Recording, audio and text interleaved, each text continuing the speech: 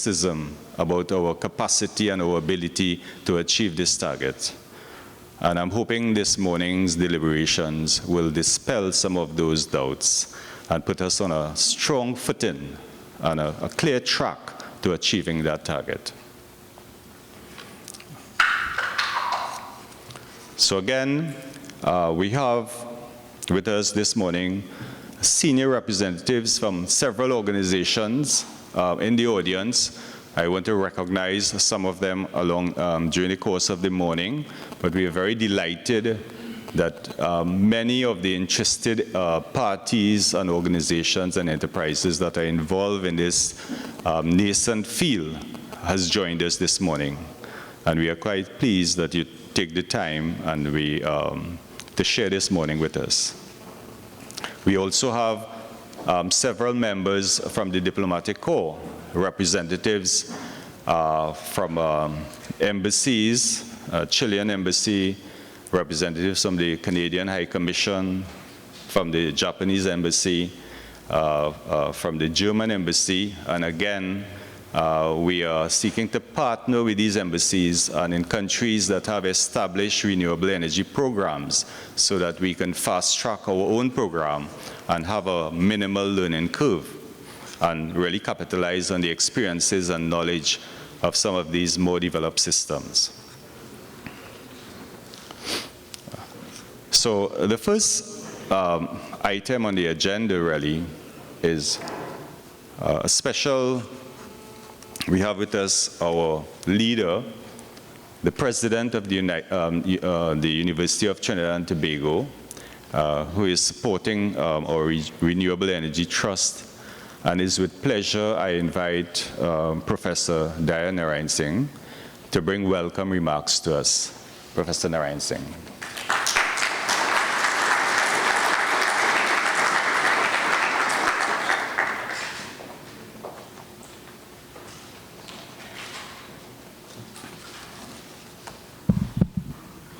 Thank you very much, Mr. Motilal, Chair of this morning's proceedings.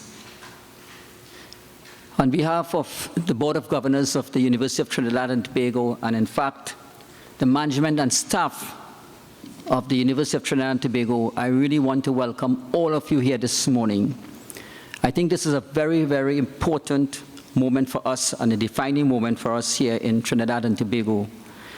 And I want to commend the organizers of this mini symposium, led by Mr. Motilal, for bringing this particular topic to the fore, because it's related to our national development.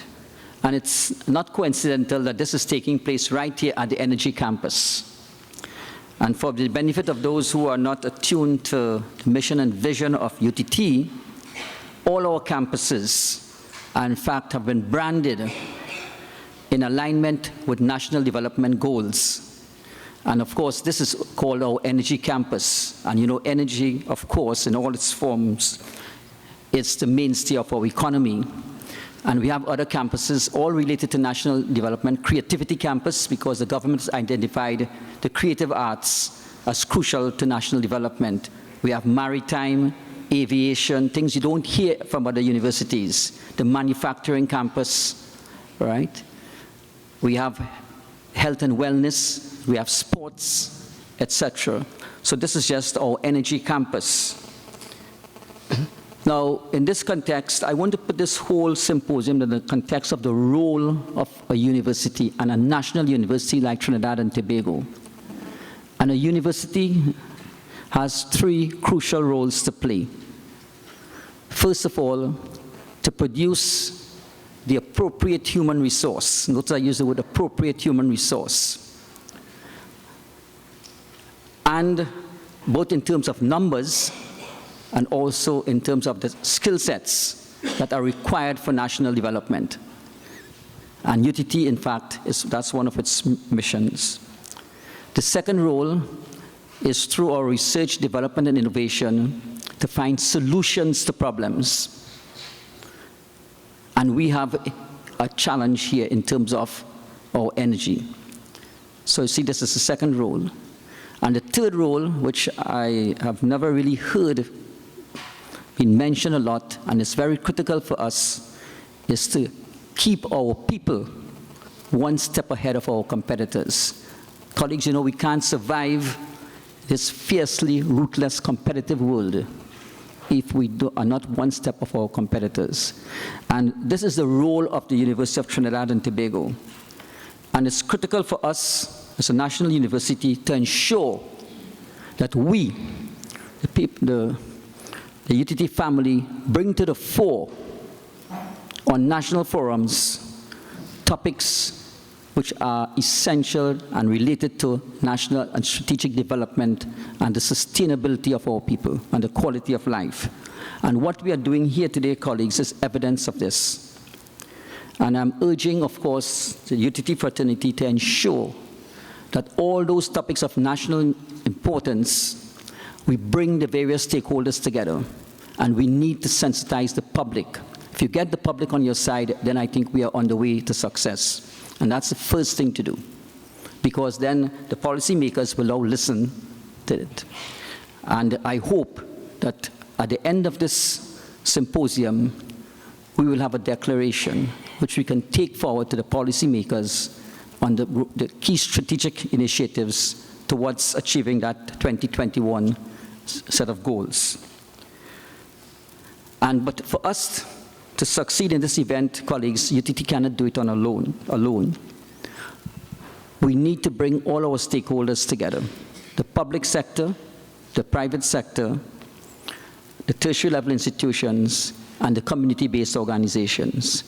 We could only have a strong Trinidad and Tobago when these four legs to the stable stool, I call it the four-legged stool approach to national development, not the triple helix, the four-legged stool, because we have to bring in the community-based groups. And this morning, I think we have evidence of this. That's the only way we are going to move forward on our initiatives.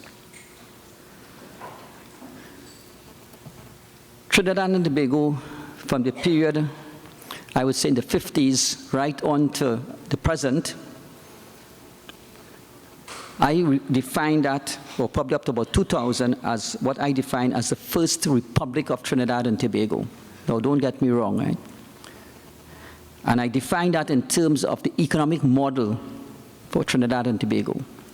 It was an economic model that was based on what? Using our natural resource, in this case, the non-renewable energy resource, oil, gas, and convert that into wealth creation.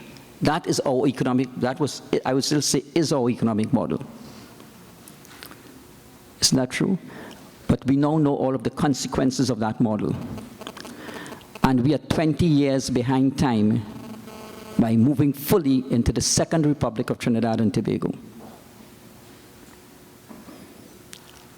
And we all have to make up for that lost time. And that Second Republic of Trinidad and Tobago has to be on a different economic model. And you'll see how this is relevant to the topic I'm talking about today. And that Second Republic must be based on a different economic model. An economic model that is based on what? Knowledge. Knowledge fueled by the power of the human imagination, creativity, innovation, and entrepreneurship to create wealth for the benefit of the people. That is the second and only sustainable model that we have. And other countries have gone ahead with this, and we are still talking about diversification of our economy, still based on the old economic model. And the second economic model has to have one of those important factors, renewable energy. Moving away from the first one, where you had the non-renewable, into renewable. And as Warren Buffett said, and I just envisaged it in the documentary, he was saying, this new world order is moving from the conscious to the unconscious, and that is what he did, back into the conscious. Do you understand that? Moving from the conscious to the unconscious, referring to the knowledge and the reformulation of the ideas, etc., back into practical thing. And that's basically what the knowledge economy is. And therefore, I think that this particular topic here is very, very timely and relevant. Now, I would want to see at the end of this, and I'm looking forward to it, the roadmap that we are pointing towards. Because it's no sense coming here and just talking about it. We have to put something out in the public domain. And I'm only suggesting that this roadmap must consider certain strategic goals. And to me, the first point, and I may be totally wrong, I'm not an energy expert, I'm a chemist, right? Before we even talk about renewable energies, we have to ensure that we put our house in order and talk about energy efficiency, energy management, using our current strategies. That's the first step. I was in California probably just around 2000 doing some research, and there was a public discussion on the cost of the energy bill in California, a public forum. And overnight, the population on its own, having heard the outcome of that, went and they changed from the tungsten bulbs to LEDs, etc. Colleagues, immediately there's a 10% reduction in the cost of energy generation in California. One single initiative. And of course, don't think about the impact you'll have on the greenhouse gases, etc. So you see what things could do. So I think under this roadmap, the first step is talking about energy efficiency. Energy efficiency in terms of the generation, in terms of energy efficiency in the homes, in buildings, in our industrial processes. That is where we want to start as we move towards looking at the renewables.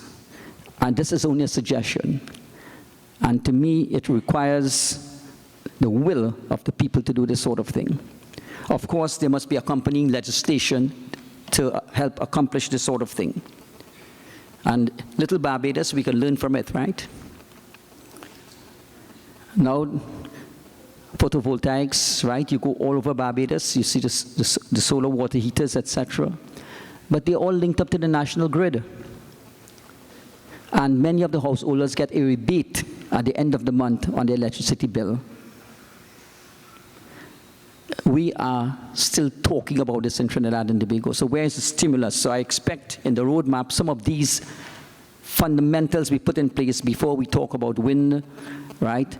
And solar energy, geothermal energy, water, the tidal or hydroelectric, etc.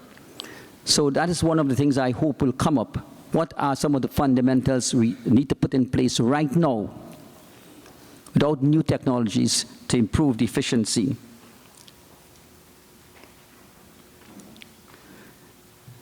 The other thing that I would like to see, we want to enable the integration of clean energy into a reliable, resilient, and efficient electricity grid.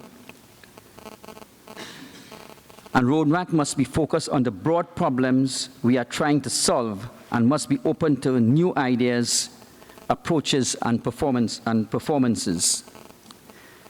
Colleagues,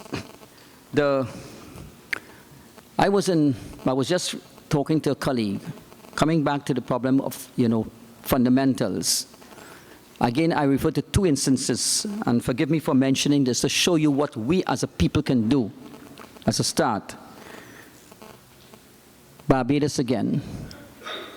I stayed very often at the Rockley Resort Hotel whenever I go to the CXC marking exercises. I no longer go. And I was taken aback when in the hotel room, as you entered your room, you see a sign, of course, keep the door closed all the time, right? And if the door is left open, within 3 or 4 minutes, the unit cuts off. Obviously, they are conscious on the price of the electricity. And one night, of course, the door is closed. I went in, the door was open, I went straight in and closed the door, but went under the covers immediately. And I noticed the unit did not turn on. But something in my scientific mind told me, let me just remove the covers. I just moved my hands like that, and the unit went on. You could not fool the sensor. It was picking up what? Heat, right? Infrared heat from your body. So if there's no one in the room, the unit remains off. And a simple thing, and it set me thinking of what we can do, right, to improve energy efficiency and savings. And the second one, which I mentioned to my colleague just now, was in South Africa in Cape Town. And I heard it's now being implemented in some of the Caribbean countries. And I want you all to reflect on this. My son is there. He was there for 4 years. And he's about to return. So I went across there for 2 weeks to visit him there. And he's renting an apartment. And he told me in Trinidad language, of course, Daddy, I'm going to the supermarket next door. Let's go. But I'm going to buy some electricity. That was his words. You know, you're going to buy some. He said, but you know, I could do it on the internet, meaning you pay for it. I did not take him on. It meant nothing to me. So we went, purchased the thing in the grocery, and as passing the cashier, just as the person sells on the lotto machine, he went up and said, I want $50, 50 Rand electricity. He gets a little chit. I did not take him on at all. And when we went into the apartment, as he opened the door, there was a small unit on the door there, and he just punched in the number on the bill. $50 goes into the thing, and he told me, do not go into the bathroom and sing whilst you shower, because if the $50 runs out, there's no electricity in the apartment again. Just as your cell phone, right? And that made me think, colleagues, and I know someone from TNTech will be here shortly. And let us think, and this is what a university needs to do. I just flick back my mind to Trinidad and Tobago. I just envisage on it's the corner of Park and Frederick Street where the TNTech building used to be. I used to go in there and pay bills at one time. The whole accounting unit is now automated, generating electricity bills. The postal service goes to your home. The elderly probably have to go to the mall or to the bank or the post office and pay. And all of that could have been reduced, and the cost factor involved by simple technology. And more so, it brings about a consciousness in all of us. You will not leave the light on unnecessarily. Why can't these simple things be done even with water and electricity? And the savings from that could be used for other developmental issues. That's the point. And these are the things, but who are the ones going to sensitize the public on this sort of thing? And tell the policy makers, these are the options open to us. Consider it and follow it. And I want to see some of these as the first steps in this roadmap. Energy efficiency. And of course, we have to look at the consequences of non-renewables in terms of the environment. I remember this, again, I listen a lot, I read a lot, and on CNN, there's a tagline: the environment does not owe us a living, but we owe our living to the environment. I'd like to repeat that. The environment does not owe us a living. We owe our very existence or living to the environment. And therefore, there is need for us as citizens, global citizens, to ensure that we have a sustainable environment. And one knows the impact, and this is of course going to come out in the impact of greenhouse gases on global warming. And Trinidad is one of the small island developing states. We are already seeing the extent of coastal zone erosions, and the prediction is by 2015, of course, 2050, in terms of, you see figures all around the place, between 40 to 50 centimeter rise sea levels. But whatever it is, the fact that we as citizens in Trinidad and Tobago, and as a university, we need to bring this to the fore. And again, I want to commend, and Trinidad and Tobago is rather unique in this sense, with a very small population, and the figures vary. You see, we are number 2 per capita in the world in terms of greenhouse gases, and all because of the use of fossil fuel, right, and our first economic model. So the industrial sector and the energy sector produces approximately 70% of our greenhouse gases. That's where it's coming from. Again, based on our first economic model. And we have to address these things. So, I'm not here to be part of the panel or any forum, but I think that, this particular forum is very important. It's critical to our survival in the New World Order, in our Second Republic. And I'm looking forward to the presentations here, and most importantly, from the outcomes, right? The roadmap. But roadmaps on a piece of paper means nothing. Absolutely nothing. How do we action that roadmap? It seems as we'll have to get the GPS attached to that roadmap, right? And where you have milestones along the way, and then you monitor your achievements as we go along. And that's the only way we're going to move forward. So again, I want to wish this mini symposium every success. I want to thank, all of you here. I was very pleased to see the large turnout. And the representatives, I want to acknowledge especially our speakers from overseas, right? We have here Mr. Eric Bormans from the Coordinator Officer, MECO Group Global Company in Germany. Of course, I want to recognize my colleague here, His Excellency the Ambassador of Chile. Right? We have developed a very close working relationship with the embassies. This is all part of our four-legged approach to national development. And also we have had a very close relationship with the American Embassy and the German Embassy. Recently, the German Embassy, in fact, donated a set of musical equipment to UTT, and we have the performing arts. So and then, of course, our own local experts, Dr. Driver, right, Mr. Andre Escalante, Mr. Ted Mungle, and others. We really look forward to a very productive session, and I hope that we would see something positive coming out of this. So thank you very much.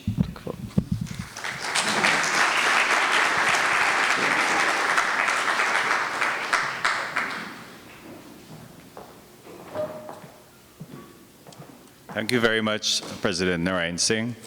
I just want to assure you, sir, that energy efficiency is a critical plank of our outreach program. So you can rest assured your advice is going to be well taken and acted upon.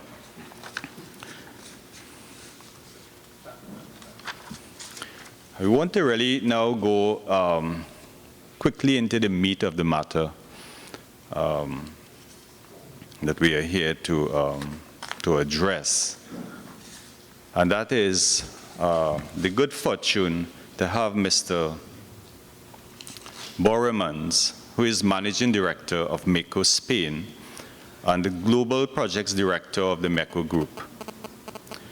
Mr. Borremans has been involved in numerous projects in Spain and France, and his major focus is on the design, configuration, and marketing of solar renewable systems, and providing support for startups of those systems in emerging markets. So that speaks directly to our situation in Trinidad and Tobago. So without further ado, I would like to invite Mr. Borremans to address us.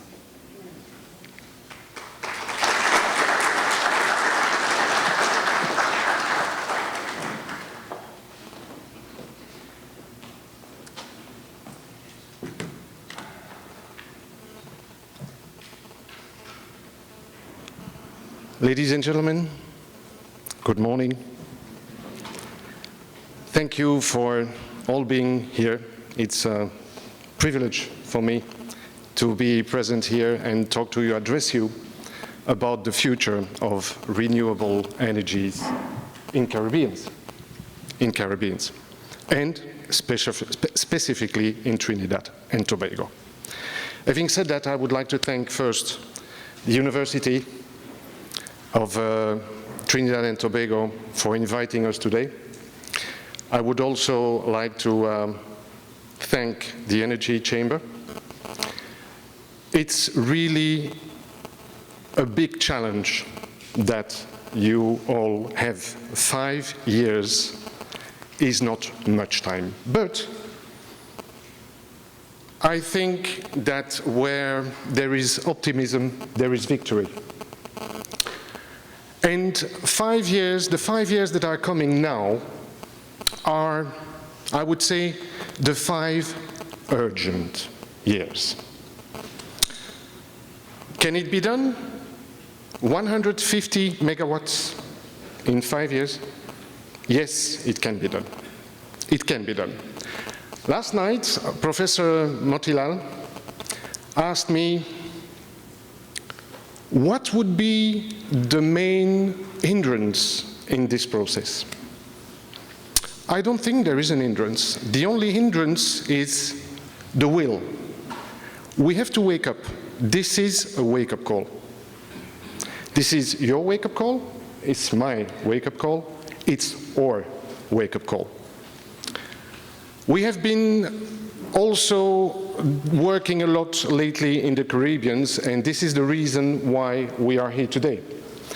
Because we would like to present you, and that's what I will try to do today, is just in total humility, show you what we did, what we achieved in Antigua and Barbuda, how we did it, what we do, and we will come later on in the panel discussion with the answers of your questions about how, when, where, and what can we do now to achieve 150 megawatts in 5 years. So, without any further talking, I will show you some slides, as I said, in total humility, and I hope that I can share our experience in the beautiful Caribbean, and hopefully that we can work hand in hand to that challenge that you fixed yourself. Please? That's not mine.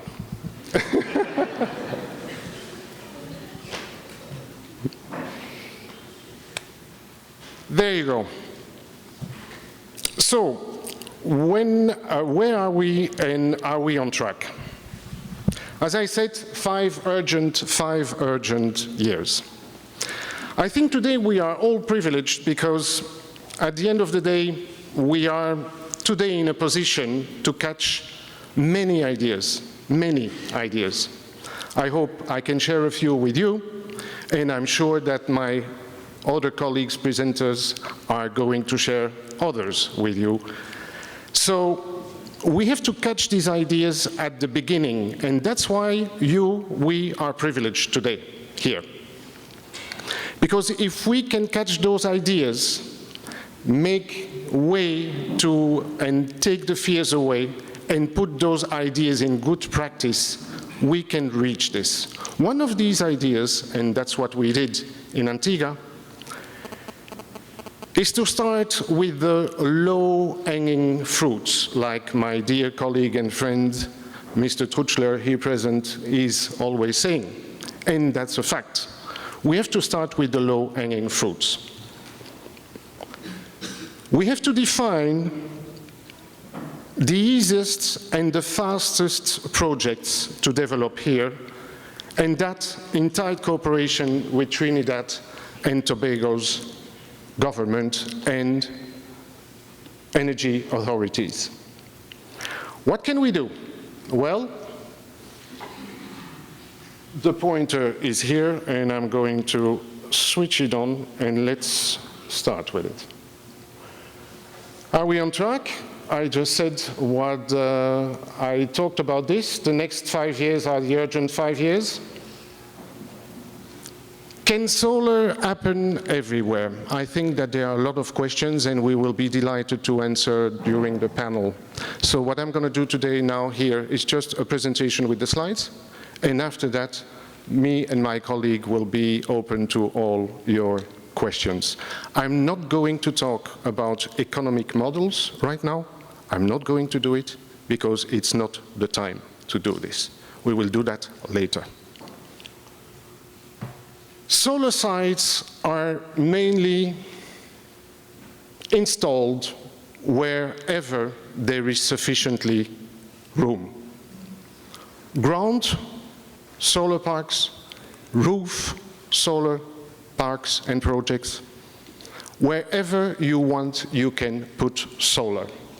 Having said that, you need as well to do some pre-studies. Preliminary studies have to be done to assess, of course, the site location, the nature of the ground, of the soil, geotechnical, and of course the orientation and the shadowing. Now, the roofs, it's exactly the same.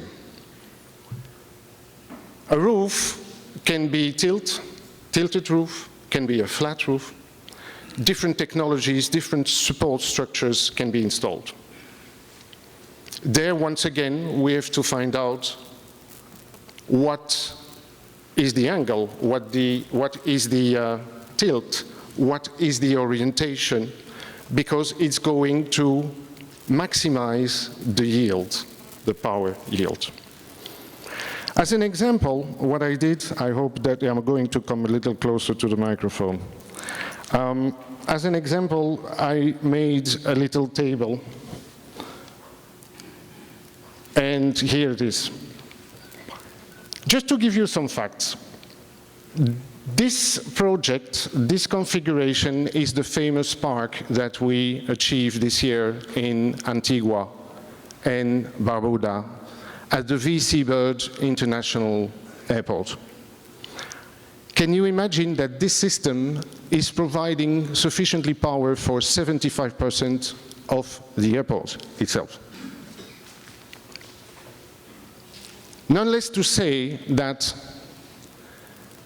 if we install a PV park in premises like an international airport, where there is a lot of traveling going on, a lot of movements, big aircrafts, lots of passengers, the first question that comes to the mind of people, is it dangerous for the pilots? Is it dangerous for... No, it is not dangerous. There are plenty of sites where we do that in the world. We did one in France, in Corsica as well. So this is just to tell you that solar has not many hindrances and will not hinder the progress. If we do that, and if it works at the airport in Antigua, it can work everywhere. Having said that, we are always subject to the radiation. And when you see in Antigua, we have a radiation of, I'm not going to go too much into details. You see that we have a radiation in Antigua of 1,934 kilowatt hours per square meter. In Trinidad, 1,710. Obviously, it has to do with the latitude. Having said that, what I wanted to show you is that the specific production and the equivalent houses are very, very, very good over here. I mean, if you have a house and you have a family, a household of 4 people, fridge, air conditioning, the whole thing, you would probably use about 3.7, 4 kilowatt hours, something like that. 1,055 households would be delivered by power for one project like this one. Exactly the same as in Antigua Airport. However, and I wanted to do that because I don't know if you are going to be heard in your feelings when you see that in Antigua they have more than in Trinidad. I just wanted to show you that in Germany and in UK, where this is the market, the most important market right now in Europe, UK is at 802 households. If you want, we can share later on a few slides. I see that people are taking quite a lot of notes. I will be delighted to share some notes. So basically, it makes sense. If they do that in the UK and if they do that in Germany, you can certainly do it here as well. Now, can solar happen everywhere? Well, yes, it can happen everywhere. From the farmer who needs to irrigate his crops and fields, we can help him. The biggest industries, we can help them. Hotels, schools, hospitals, universities, villages, homes. Telecom providers in Antigua, subsequently, I have to admit that we are embracing a lot of new projects in Antigua and Barbuda, of course, because the aircrafts are landing and everyone sees the park. Everyone asks, who is it, who did it, blah, blah, blah, normal. So now we are working very tightly with Digicel, and we installed a few telecom repeaters for Digicel as well in Antigua, and we are looking forward to go further in Barbuda as well. So telecom providers, private communities, we are doing a private community in Jumbie Bay as well. And even chic boutiques, and you don't know right now, but you will see why I've put that there. So basically, can it happen everywhere? Yes, it can. Yes, I think the message is clear. So we at the MECO Group, we are quite motivated, and I said to Professor Motilal that someone will have to stop me at a certain stage during this presentation, because once I'm gone, I'm unstoppable. The bundle that we have is a Sun 2 series. We call it Sun 2 series, and we have a solution for quite a lot of those projects that I mentioned before. We have the Sun 2 Flow for the farmer. We have the Sun 2 Live for the residential properties. We have Sun 2 Save hybrid and storage solution. We will go deeper in that later on. And we have the Sun 2 Com and Sun 2 Water for desalination plants. Many more tailor-made solutions, but once again, we will talk about that later on. Just a few slides. Here, I took these pictures in this picture in Paraguay when we started. Paraguay as a little, as a big issue, its distance. There are people so remote that really they can only rely either on gensets, either on solar. But of course, there are a lot of distance to do.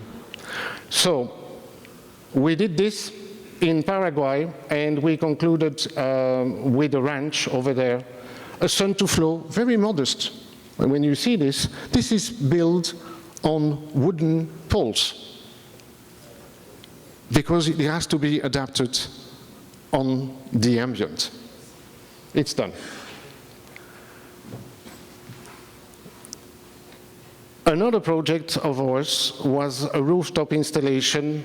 This is a big corporation, seafood, seasoned foods in Pakistan, 350 kilowatt peak. This is a pure flat roof installation.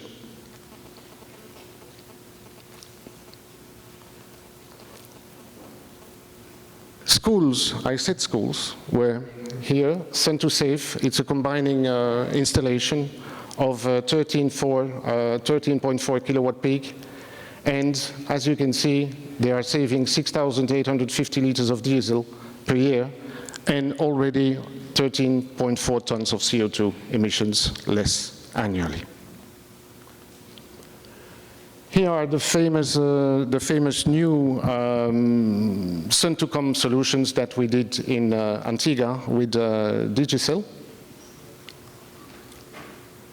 Hospitals, well, name it. Here is Shalimar Hospital in Pakistan, 350 kilowatt peak as well. LUMS University in Pakistan, in fact, I will stop 1 minute over here because LUMS University in Pakistan is something that Mr. Trutschler and myself, we share our enthusiasm in this. I remember that when we started there in the LUMS University, LUMS University is considered a little bit like the MIT in Pakistan. And we had to be very flexible because the roofs in Pakistan are completely different than over here. Here it's corrugated steel, and it's a dream to put solar panels in this area. It's a dream, it's very easy. There we had a few challenges, isn't it? Challenges because the roofs there are made with layers of mud, bricks, and then a little bit of cement. You can't penetrate the roof, and you make quite a lot of damage if you don't know what you're doing. Having said that, everything runs smooth and easy, and the reason why I wanted to stop and talk about those roof situations is that you, quite a lot of you students in engineering here and people of scientists, academic people, you will know that in your zone over here, those roofs are very easy to work on. You know that. Engineering, technicians, you all know that. It's easy. It's a walk in the park. As a matter of fact, and the reason why I wanted to stop over here as well, is that when you think about it, you have already solar in Trinidad. You have it. Mr. Motilal said to me, Professor Motilal said to me yesterday, we have to start. You started already. You have sufficient roofs. The only thing that we have to put on those roofs are panels. That's all. We just have to find out, to pick them out, and put the panels on it, and that's it. Solar has already started, isn't it?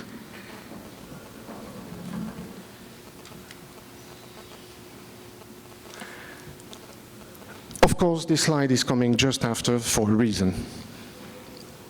What we started in Antigua, we can start it over here as well. National Housing Program Antigua and Barbuda. At the present time, we are working there, and we started for 1 megawatt now? Yes. 1 megawatt with the National Housing Program. At the present stage, as I speak, there are people in Antigua, and we are building right now between 20 and 40 kilowatt peak per day. One team, 3 people. Can you imagine the repercussion that we could have and we could install over here in employment? The rules are there, the people are there, the will is there. Professor Motilal, when do we start? Perhaps when I stop talking, and then we can go. There is a school program in Antigua and Barbuda as well. And this is part of the agreement that we did with the government in Antigua. We have a 2 megawatt agreement with the government in Antigua, where we only use government buildings. Schools, hospitals, administration, government buildings. 2 megawatts, and these are a few slides showing you that. When I said that we can go residential and smaller project as well, an example of a carport, and this is very close to Dublin, in very close to Cork, sorry, in Ireland. And here is my, my little baby. This is the chic boutique that I wanted to, that I talked about before. We can also do sun-to-sky installations, which are, as you can see, completely building integrated. And this is in one of the boutiques from the Inditex group, very big textile group in Spain. This is in Valencia. So basically, I think that I answered to those questions. Yes, we can do it everywhere.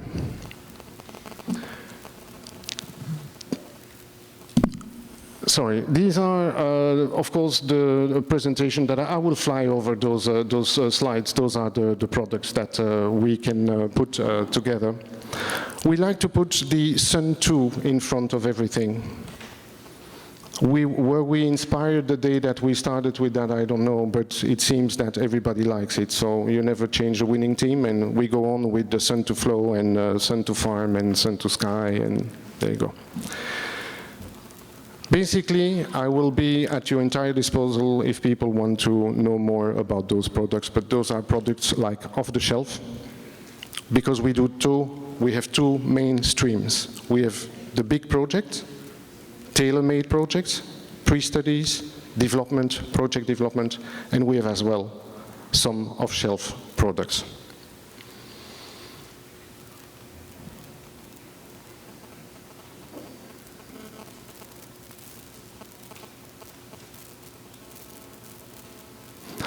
Now you see, this is very interesting, the Sun to Flow. Can you imagine that we started that Sun to Flow with an idea from a student in India?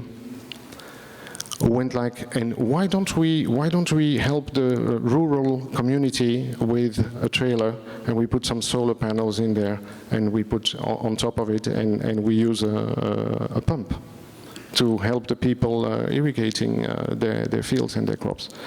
And that's how we started with our subsidiary in India. We started the Sun to Flow.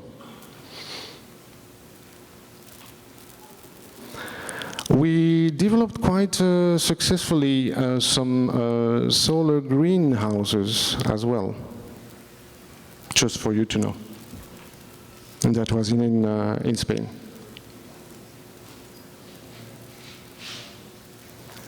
So basically, what I would like you to know, and then I will pass to the sites of the site of Antigua and show you really what we did over there. We are a family-owned business. We have more than 12 years experience. Prior that, we were to the dark side. We were in the dark side of the energy. And though my colleagues like to call me the PV guru, we passed to the white side and we passed to the false.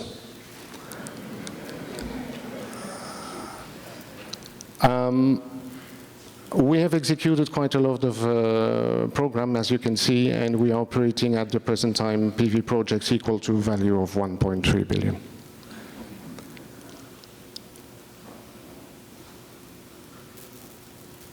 So, yes, that is the reason why we are here today, and it has cost us a lot of energy, a lot of will, a lot of motivation. And we are still motivated, and we still want to be here present with you to do that and to work together. We spent a lot of energy and money, we spent a lot of it, to go out and talk to the people and go to the emerging markets. Is there someone in Brazil right now in the big groups? Not many. We are there. We do miles and miles of pistes, of tracks in Brazil to just install a 30 kilowatt installation for a hotel. But that gentleman had so much power in him, so much dedication to renewable that we couldn't refuse. So we are busy developing that 30 kilowatt peak solar installation I had to do 28 hours of traveling to get there and 13 hours of tracks in the jungle, in the Pantanal, and we are going to do it. Why do you want to do this? Because we are still animated with that power, the renewable energy. This is why Professor Motilal, myself, and a lot of eminence over here are looking so young. You have renewable in you already. We have renewable in us. So, this is the place where we are. We are represented in a lot of countries, as you can see. And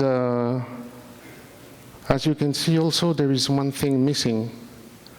I think is it Trinidad and Tobago? Didn't I ask you to, we asked those people to do it, no? To put it already, and they didn't. Oh, okay. So, here we come. VC Bird International Airport, Antigua. This really is, we are very, very, very proud of that. We are very proud of that. We did this in 87 days.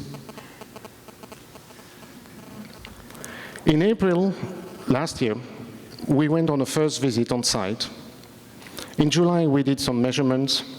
In August, we started only to consolidate the fence around the airport and already trace some tracks and also starting to put some cabling in. In August, we started also to do the ramming and the framing, and we started the mounting as well. We did some pull-out tests, obviously. By the way, those outpull tests, this installation is Category 5 hurricane, can withstand. So, peace to all, no problem. September, we did a quality check of the PV panels, and then we started to assemble that power station. October, we integrated the local teams from APUA, the utility. And by the way, we sent them ourselves, we sent them as well to Germany and to Austria, and they came to my installations as well, or installations in Spain, where we gave them a training. And then we sent them, of course, to the manufacturers from those inverters that we placed over there. Then in September, we did the final cabling. In December, we did the commissioning. And here, the inauguration on the 25th of February this year with Prime Minister Gaston Brown.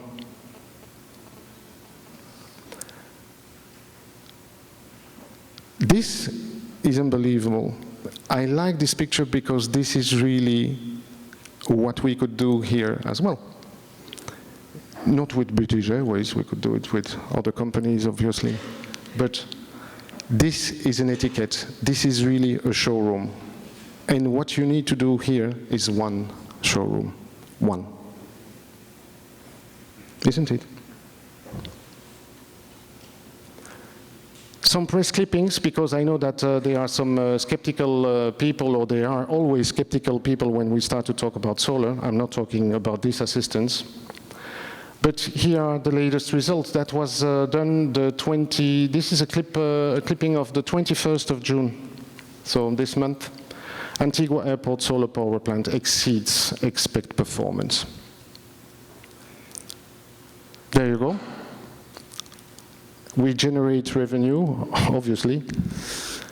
And we are now about generating 2.5 million kilowatt hours of power, and we have already saved something like 2,000 tons of CO2.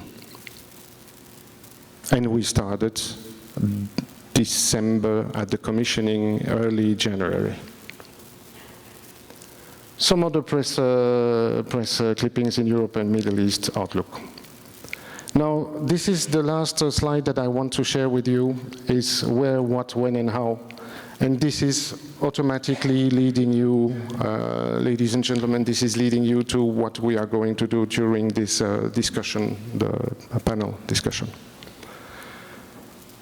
The MECO Group, we are completely open for proposals, for policy proposals to show how to grow the solar renewable here in Trinidad. We can allow solar renewable installations to take place across the country, in private sector, in business world as well. Incentive by providing access or facilitating access to low-cost funding mechanism. Create regulation that ensures high quality installations, and I insist, tier 1 equipment. We are not here to work with ropes and sticks. We want to do it well, we want to do it proper, because it's the only way to do it. And I admired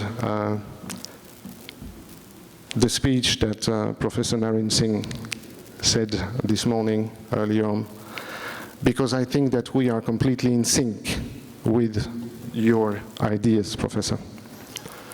And I'm looking really forward, Mr. Trutschler and myself and all the MECO Group is looking forward to be part of your new adventure. And we will, of course, be at your disposal later on for questions and answers. So thank you for your attention. I hope I wasn't too long, and I will let and leave the word to Professor Motilal again.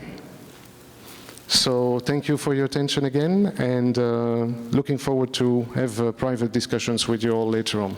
Thank you so much. Thank you.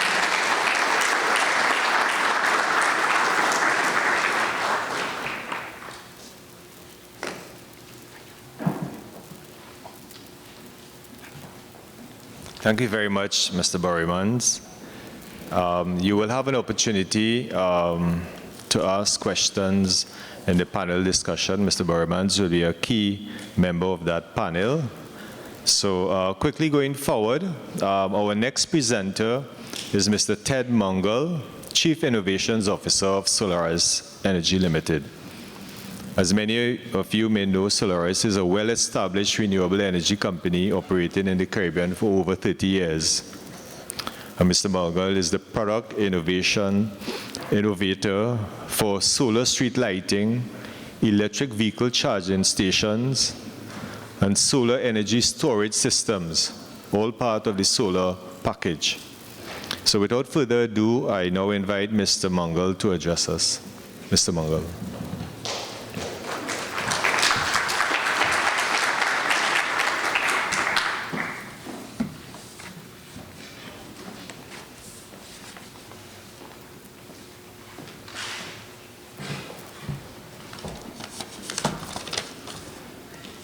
Thank you for the introduction, Professor. Good morning to everyone gathered today. I normally start most of my lectures to students at schools, and I first ask the question, did you have your cup of sunshine this morning? Okay? Because although it's raining, we found that recently we find that we get solar power from 5:30 in the morning here in Trinidad up till 6:30 in the evening. So it tells you the amount of power we have here. Firstly, I'd like to thank the university for inviting me to speak on renewable energy this morning. And as mentioned, I currently work in the RE industry on a daily basis for the last few years. Actually, when I first started, I was doing innovations of products before. And when I got into the business, I was asked, do you want to get into this business? And I said, yes. And the guy told me, how much should I pay you? I said, I shall work for free for the first 6 months. And I was able to accomplish that because when you like doing something and it becomes part of you, that passion drives you, especially when you see the joy it brings to people, which I will explain as we go further along. I've worked on several designs, innovations, and implementation projects, and here in the Caribbean, areas in Central America, and we also did a very large project in New Jersey 2 years ago, which is a 500 kilowatt project. So most of us here who are not aware that a Trinidad company or a Caribbean company is capable of doing that. We're also looking at designs for several airports throughout the Caribbean, simple as the gentleman mentioned before. I must say, you beat me to the Antigua project, but the next one, that may not happen, okay? Our topic today is renewable energy in the Caribbean, the options and challenges. What exactly are we talking about? We often go to a class and you see students pick up a book, they're studying, they're on the internet, and they're looking and doing all the research. I would tell you that everything I did today, I'm going to do today, apart from the practical aspects I do on a daily basis, is available for everyone to learn. And it's quite easy because not being an engineer qualified myself, I was able to achieve so much in this industry, able to share with you these things. So today we'll discuss the way,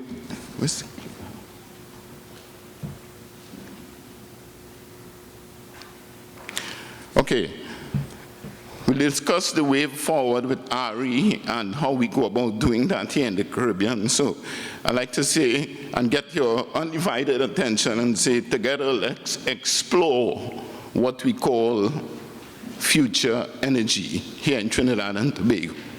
Thanks. No discussion on renewables is without first addressing our present problem worldwide, here in the Caribbean as well, which is the effects of global warming. What is causing us to have to move in a different direction is we have been creating so much and using fossil fuel through the industrialized era. Up to now, right here in Trinidad and Point Lisas, we use so much of power to create the energy and then sell it. But what are we doing? We are contributing to carbon emissions in the atmosphere, which at some point causes the effect of the ozone layer depletion, which recently I saw a polar bear jumping from one iceberg to the next on TV, and I was wondering, is he going to land on it before it melts? Because what is happening in the Arctic region is a large hole, and because of the Earth rotation, you find the ozone layer is pushing up in that area, and the hot sun is penetrating that part of the Earth and causing the polar ice caps to melt, as well as they recently found that what they call an ancient northern sea route, which was existing in the Arctic region. We can actually get to China quicker than going all the way around by using the northern region. So the effects of climate change, and every day in our lives we use, whether it's paint, it's chemicals, we go to the shop and we use something, those fumes that emanate from a lot of these chemicals that we use in some way contribute. For a simple thing like, a lot of us don't know that a cow in a pasture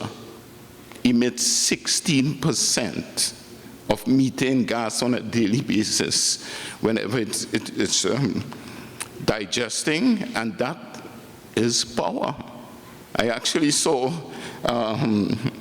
recently where they hooked up 2 canisters to the back of a cow, and every time it belches, it's saving the energy to use back later in the farmers in the experiments, which is quite funny actually. So the effects of global warming, it's here in the Caribbean. Because we're on an island, we have a tendency that there are a lot of Atlantic and Caribbean breeze blowing our way, so you find that the air quality is quite good on a daily basis. You still get fresh air, but I travel a lot to the Far East, and I've actually been in cities where I did not see the sky for 10 days, till the plane went up into the clouds, and I said, oops, the sun shining around here, because of the pollution in areas, especially in China, and all of that comes from what? The industrial age. India and China is saying, if everybody else could do it, now is our time. But there are so many different ways that you can contribute towards the lessening the effects of global warming, and one of it is to adopt renewable energy. So we understand that rising temperatures, a few years ago in Trinidad, we never had temperatures 34 and close to 35. Why?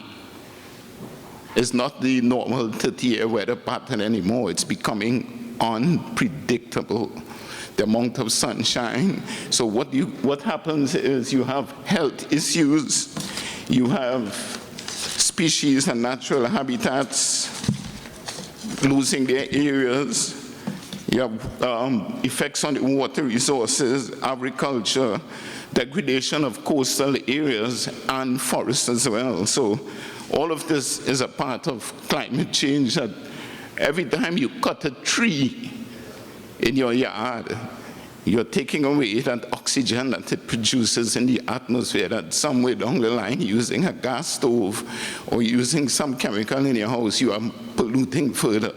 So we have to look at all of the effects that happen at the same time.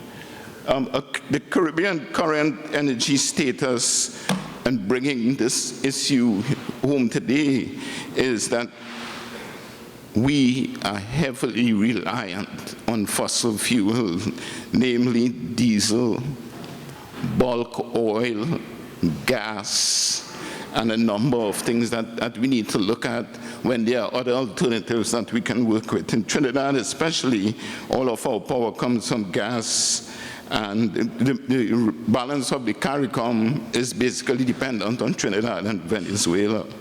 One or two projects that started in Haiti, and it's more hydroelectric, although Haiti is using a lot of coal at the present moment, but there are a number of initiatives, and governments are coming together, putting their heads and saying, let's work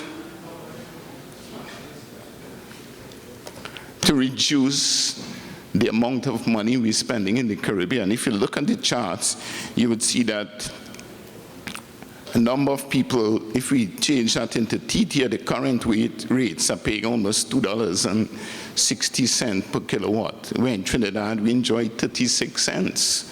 So when people come to us at the office and they said, I want to buy a solar system, I say, do you have any idea how much it costs? Okay. Just yesterday, a gentleman called me and he said, I want solar to power my AC.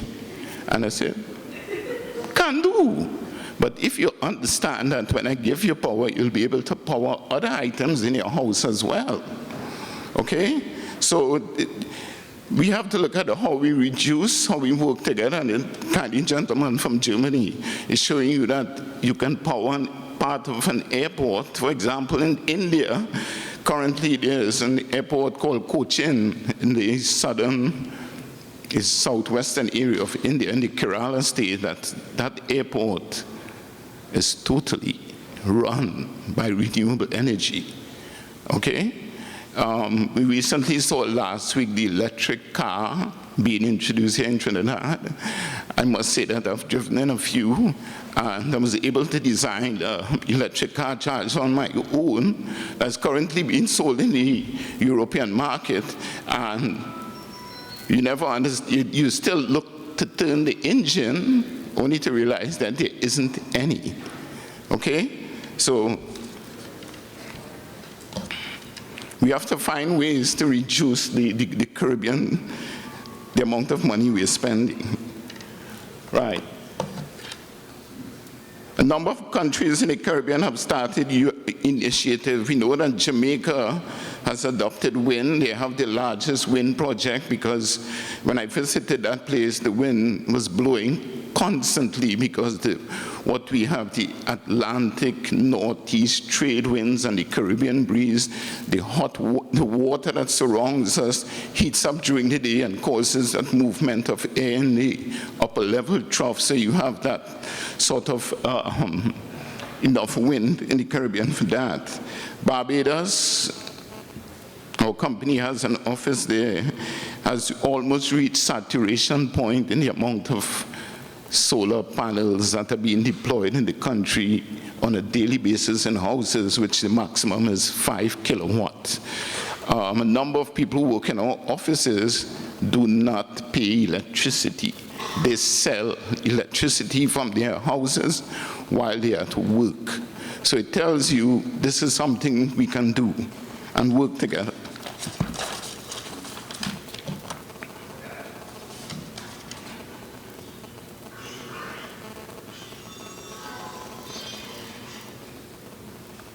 We get the next page.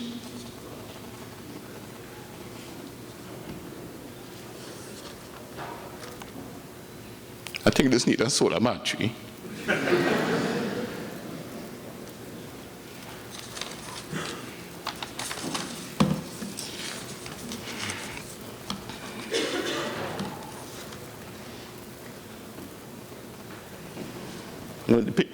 Okay, great. No, the page just before. Thanks. Okay. In the Caribbean, and especially here in Trinidad, we have started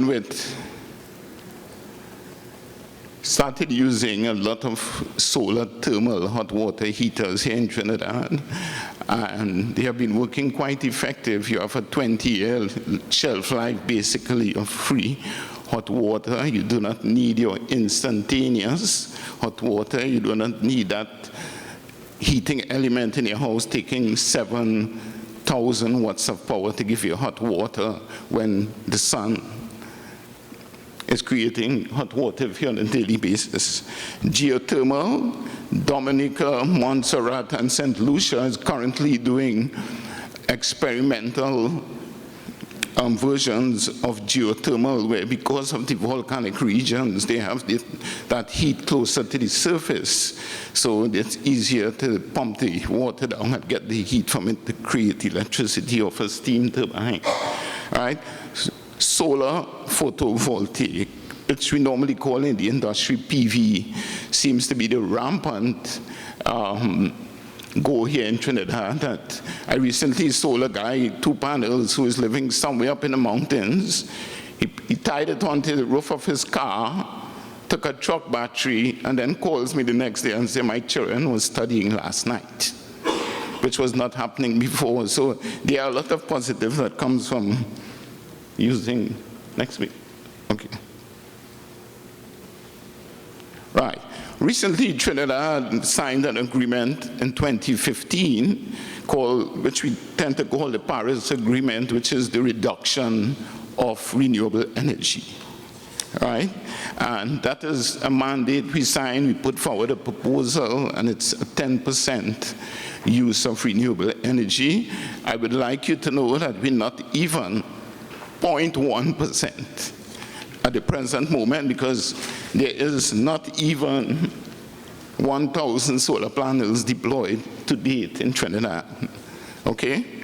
So if you look at it, the chart, it will tell you that 2015, 2021, and 2030, we are part of an initiative here in the university. I know you have shown that leading light where this is concerned, and we all want to work towards this initiative.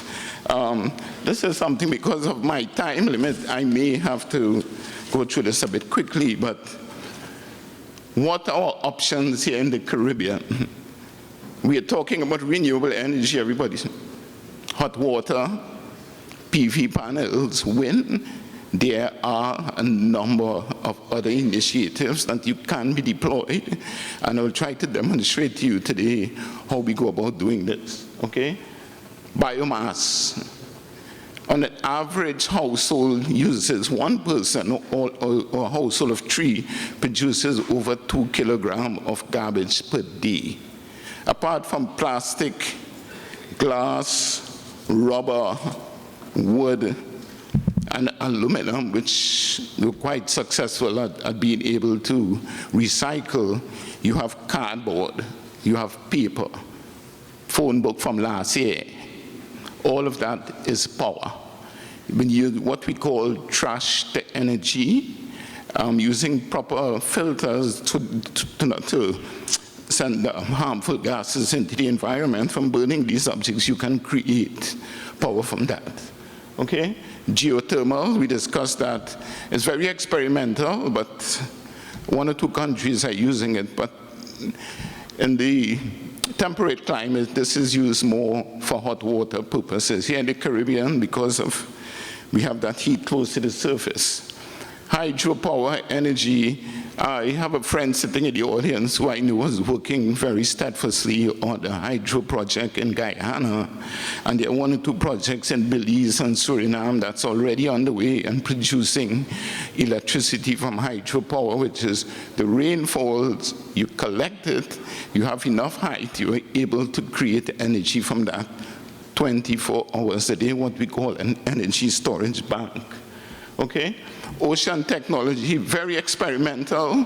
This is ocean turbines, and a bit costly in the interim. If you go in large power, there are small projects deployed that you can use for, and this is something that in the Caribbean we have the depth of water and the current for this. It may be far out, but instead of drilling for oil in the ground, the current around you can produce electricity. Okay? Solar technology, I probably need a whole forum for this, so I don't want to get too much in this, but solar power itself, I recently worked on a project in the Amazon region close to Brazil, where we're looking at doing a 1 kilowatt, and my colleagues and myself visited there, and I saw kids walking bare feet going to school, and I asked the teacher, I say, how do these kids study at night? He said, they don't, because there's no light. I was able to supply them with a panel, a battery, and an LED light. Okay? Because the literacy rate, a simple move like that gives you light, so the Amerindian people in the jungle can now use this and get light and become a part of the modern age as well. Solar thermal, my company makes these products, but they're also available from other companies. This is very effective. The second one, vacuum tube, I've actually seen steam coming out from this, which can be used for restaurants and laundries, etc. Hot water, all from the sun. So anybody requires explanation, I can explain how the technology works. We have wind power, which we went through in detail before. Commercial wind farm, I've seen a number of these flying over the Caribbean. You see large ones, and LED lighting. LED lighting in itself requires a seminar. LED lighting is 80% energy efficient. And I hope the next time I come in this auditorium that we'll be able to power all the lights in here from renewable energy, change the lighting system which we have now, which is compact fluorescent, to even better lighting. And I was able to take this light into the Amazon and show to several people. And the interesting aspect of this light is I'm not the person creating electricity, it has its electricity in it. So when the electricity goes, this stays on for 5 to 6 hours. I'm currently working with a factory to see if I can get this almost 7 hours. There are remote control fans as well that can work from solar power. So there are a number of initiatives where that is concerned. Solar hybrid energy here in Trinidad, because we do not have grid legislation and net metering, we have no other choice but to employ what we call hybrid systems, which is PV power batteries, inverters, that when we get electricity, legislations in place, we'll be able to sell power to TNTech. I hope the gentleman who's coming after could understand that I want to sell him power at some point. And I hope all of us here would like to do that. This is a commercial renewable energy storage bank. If you have a couple of these in your house, you may not need the local utility, because anything other than hot water and AC, you can power it in your house with renewable energy. And like I said, from early in the morning till evening, we have been seeing power here in the Caribbean. The major challenges in the Caribbean is the technical aspects, outdated equipment, low efficiencies, socio-economic, and something that we call energy poverty. If you can't buy it, you can't use it. Okay? So we have a number of poor people in the areas. They come to us on a daily basis, and I'm always happy to assist. Okay?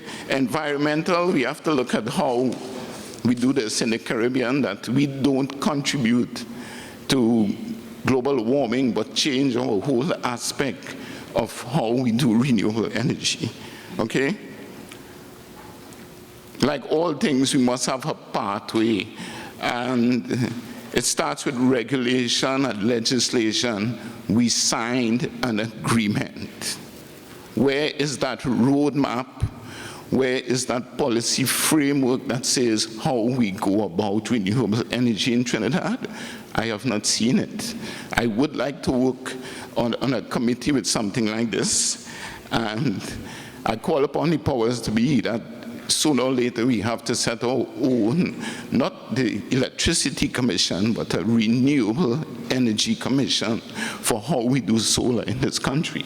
And it starts with an education program, quality, like the gentleman said, tier 1 equipment. Solar panel lasts 30 years, battery 8 to 12 years.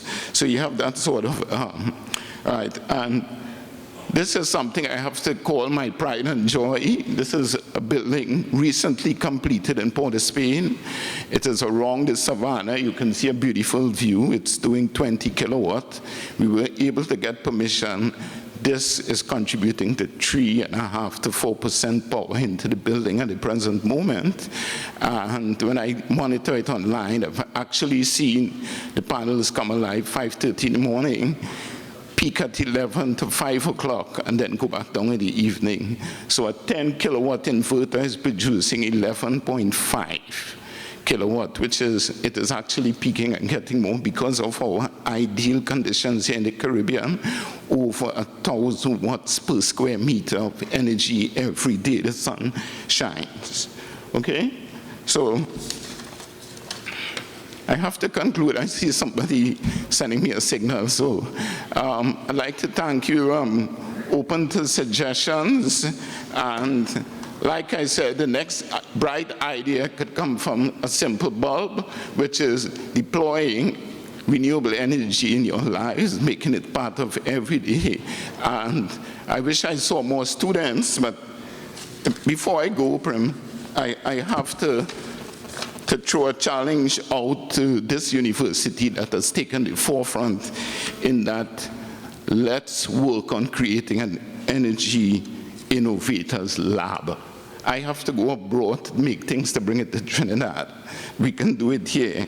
We can set our own solar team, train them and send them out to do installations for people. They can come directly from the university. Assembly of solar panels, renewable energy batteries, and street lighting and energy audits. We can start at all the government buildings, start at all the universities, all the supermarkets, and 80% reduction we can start at home. So energy efficiency and renewable starts here today with every one of us in this room. Okay? I thank you for your time.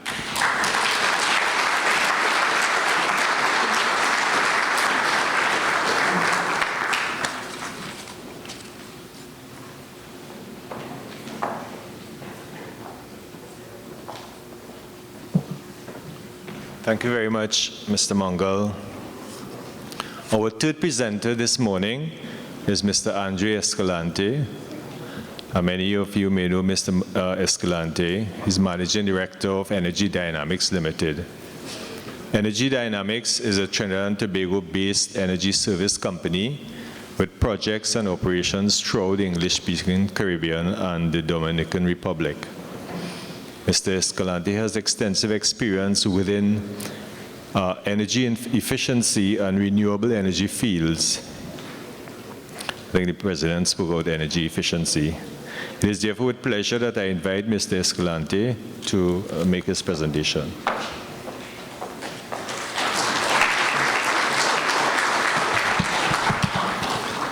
Thank you, Mr. Chairman, the Ambassador of Chile, I think, the President of UTT, other speakers, the CEO of Energy Chamber, tax driver, ladies and gentlemen.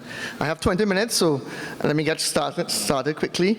I'm going to talk about energy efficiency and renewable energy in Trinidad and Tobago and the Caribbean. So I'm going to talk first about, next slide, let me see. All right, the introduction, I'll talk about the energy costs in the Caribbean, the energy intensity, energy efficiency.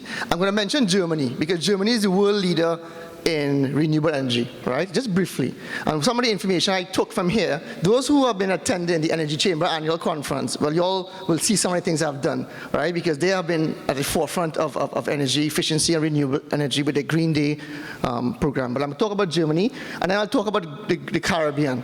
I recently did a consultancy for the International Renewable Energy Association, IRENA.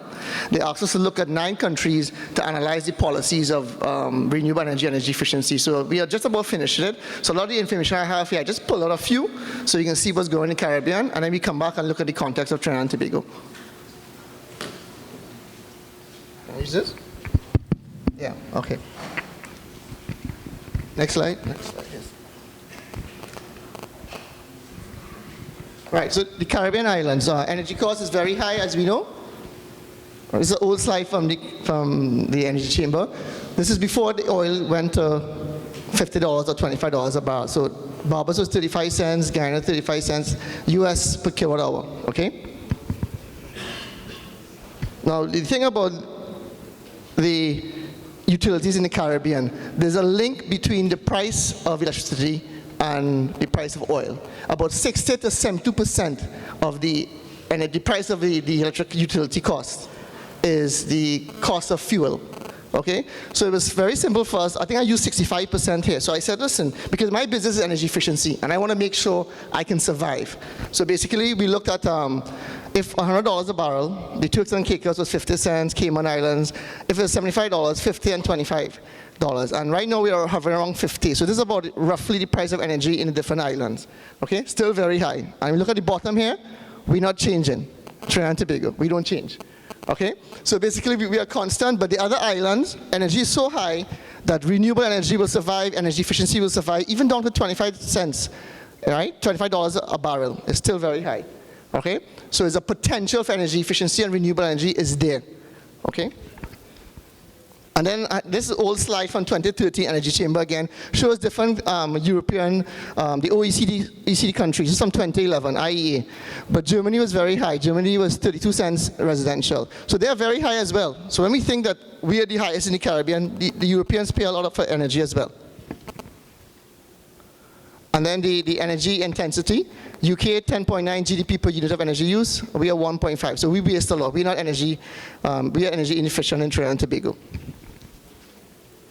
So let me just review some of what's going on with Germany. Germany has an energy policy called the energy transformation. It's called the Energiewende. That's how it is, right? And some of the targets, they set targets. Just remember that, they set targets. So the target was a third renewable energy share by 2020. And they are more than a third now. I think they're 33% to 35%. Okay, so they're above that before 2020. Then they have one for energy efficiency, reduce primary energy consumption by 20% by 2020 from 2008 levels. I think they're on the way, I don't think they achieved that as yet, but they're on the way to achieving that. Okay? And then they have a CO2 target, and this was done long ago, 40% emission reduction by 2020 compared with 1990 levels. So they set targets, right? I'm just giving you a context of what the international people do. right? And one of the things, this is from 2010, the ownership structure of renewable energy in 2010 in Germany. Okay, so 40% were private individuals. Okay, they create the environment for private people to put panels on the roof and different things that we talked about earlier on.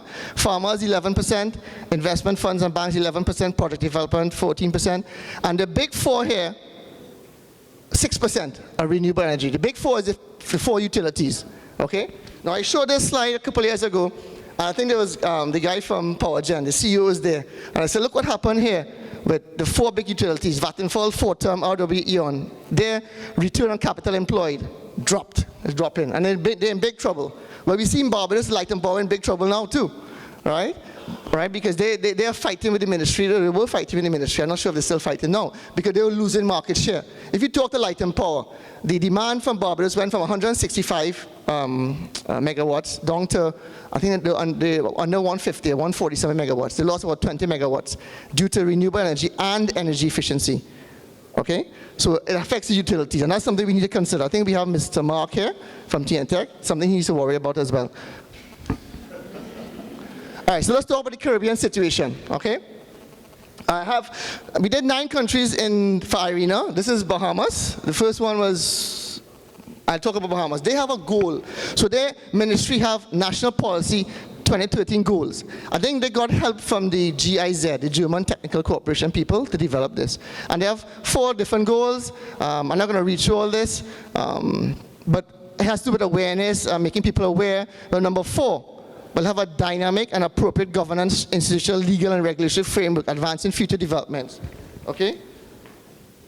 And out of number 4, they established a new Electricity Sector Act, establishment of Utility Regulation Competition Authority, or URCA, competitor in the sector. So the policy, what I'm getting at here, Germany did the policy, the islands are doing the policy, right? You have to have the policy. Let's look at Barbados. Now, Barbados has success of solar water heaters. Why did Barbados have success of solar water heaters, right? We have to understand why. They are 4th globally per capita in installed capacity of solar water heaters. In 1970, when they had the oil crisis, right, the government did a number of drivers. They gave tax incentive for solar water equipment, mandatory installation of solar water heaters in new buildings, and tax disincentives for electric water heaters. So they raised the duty, import duty on electric water heaters. And that all helped drive that solar water heating industry in Barbados. And all of the above was done before national energy policy in Barbados. Okay? All right, so Barbados National Energy Policy, they have a 2006, I believe it's a draft national energy policy, right? And it's now being updated to National Sustainable Energy Policy, but it's not yet in effect. But their target is 29% energy production from renewable energy by 2029, and they currently have over 10 megawatts, okay? And I told you about the drop in demand by the utility, and they have a renewable energy rider tariff, right, with net billing policy.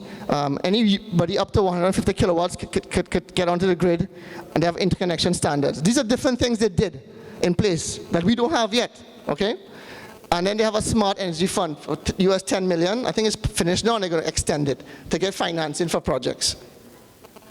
Dominican Republic, we do work in Dominican Republic, a small Trinidad company, with me from University of the West Indies, not University of Trinidad and Tobago, but where you can do a lot, I'll tell you just now, right? For Dominican Republic, they had an energy policy since 2004, okay? They're the largest economy in the Caribbean. They had 13 private generating utilities. Now I think we have 3 or 4, PowerGen, Trinity Power, and TGU, right? So they had 13, right? Then they had a law with 25% RE by 2025. They gave incentive. Now this is good for us to learn from. The incentive is 100% tax exemption for renewable energy technologies, 10-year tax exemption for solar RE electricity, 70% tax credit for self-generators. And then they had a 10-year feed-in tariff program. But some of the current situation is this. The government was losing money in tax. I remember when I did my first project there, it was in Punta Cana. The people were pushing me to get equipment delivered real fast. They paid very well because it was coming to the deadline of the when they had the incentive for them to do that. So they were losing tax. They removed the 10-year tax exemption for renewable generators. They removed it, right? Also, too, the tax credit was scaled back from 75%, so now it's 40%. Okay? I remember Tommy Johnson, a fellow member of the Energy Chamber, was telling me years ago when he was jumping on board. He said, Andre, the government law here was 150%, I think, tax for if it did energy efficiency things. He said, Andre, imagine if all my industrial people want to change the insulation in their factory. Now is the best time for them to do that. The government will lose a lot of money. And we saw what happened in Dominican Republic. So these things have to be thought of very carefully. Okay? Oh yeah. No minimum energy performance standards. In fact, we're doing another project for CARICOM and RITA, looking at minimum energy performance standards for buildings in the Caribbean. We just about finished that one as well. But nobody checks, so there's no benchmarking, nobody knows what's going on. Even to get information from different ministries, Jamaica, Barbados, even Trinidad and Tobago is hard to get. The information is just not there. We don't know the building stock we have, how energy efficient it is. We don't keep that type of information. Jamaica, they have a national energy policy 2009 to 2030, into effect in 2010. They have 5 sub-policies. 2 of them is a draft renewable energy policy with a target. Energy conservation efficiency policy 2015. They don't have no set targets. Nobody, I don't think anybody in the Caribbean has a set target for energy efficiency like how the Germans do. Okay? And it's the lowest hanging fruit, as the previous speaker mentioned. Incentive, they have a net billing program, they have no import duties, 100% tax write-off, so they have incentives, and they have finance involved. They have the Jamaican Development Bank provide funds. I think they give 100% financing now, 100%. When I talk to people from the IFC, who's give 100%? They want to give 90%, 100%. So they're in the right direction, right? They've achieved a lot. They're going towards 130 megawatts of renewable energy. And look at the model they're using. Germany has, yes, they have large-scale plants, but they have the people involved. Jamaica is pushing large-scale. Jamaica could do it large-scale. So they had like the Wigington Wind Farm, and there have a few other projects, large-scale farm. The small ones, because it's the policy and the procedures and regulations not in place yet, not growing as fast as it grew in Germany. Okay? They have an energy efficiency drive. They got funds from the IDB for insulating buildings. Similar to, the UK had part when people did insulating buildings in the UK. Well, they're doing that now. They're using energy efficient air conditioning and glazing, right? And they have a lot of increased capacity building. And this is something, Mr. President, you need to look at capacity building. Another part of my IRENA project is looking at the training being provided.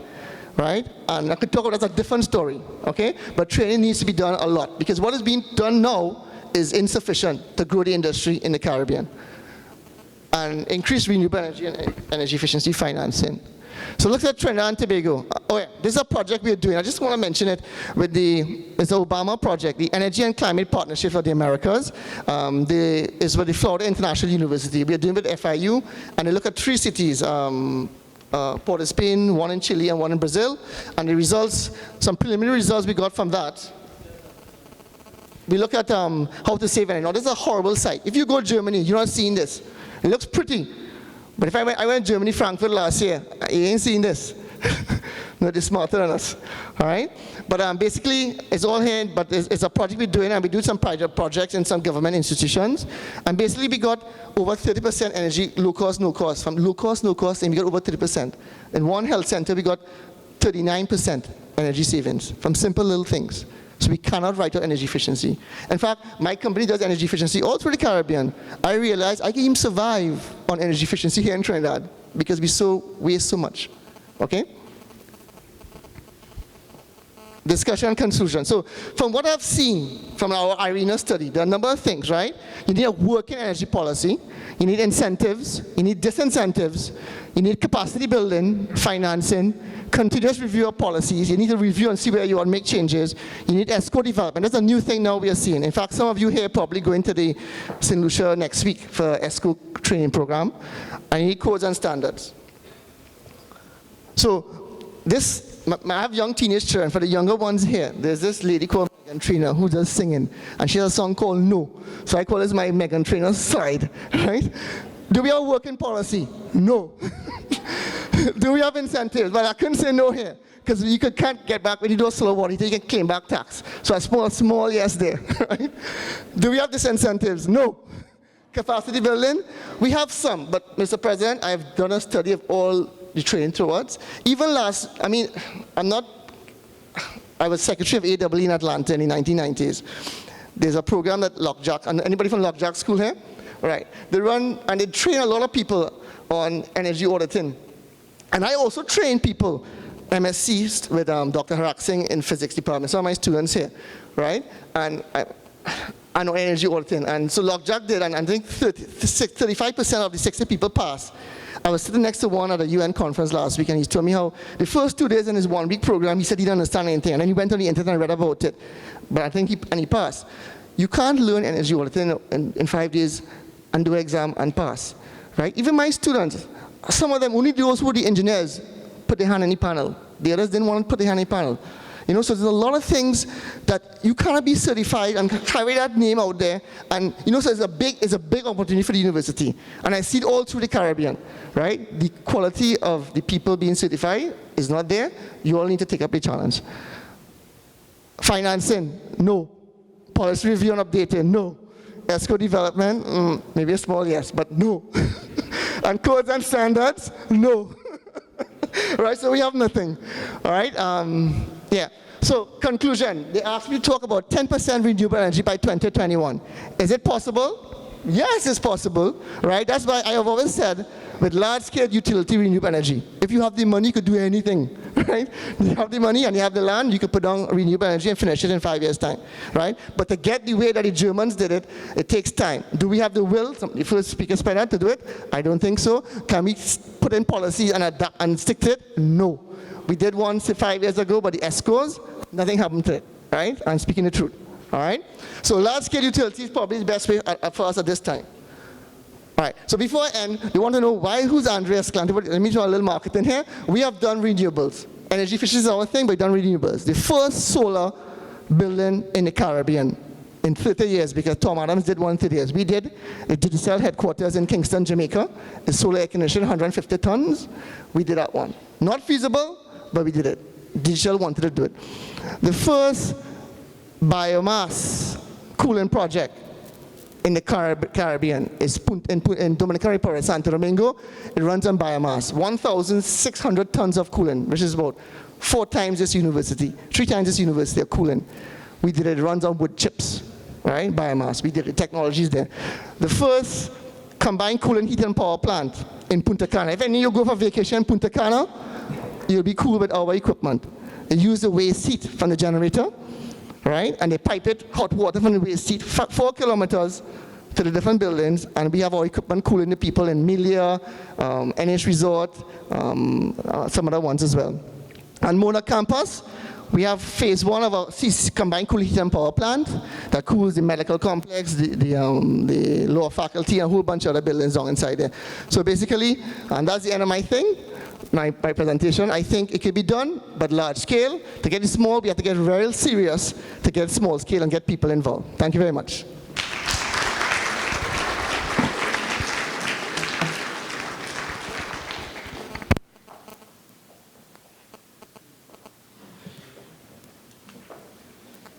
Thank you very much, Mr. Escalante.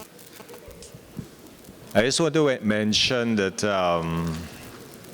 from a few conversations I've had with Mr. Borremans and Mr. Trushler, that no is rapidly turning to a maybe, and I think it's approaching a yes. And we will hear more of that. You'll have an opportunity in the panel discussion to ask questions that would get us to a yes in an implementation mode at a short time frame.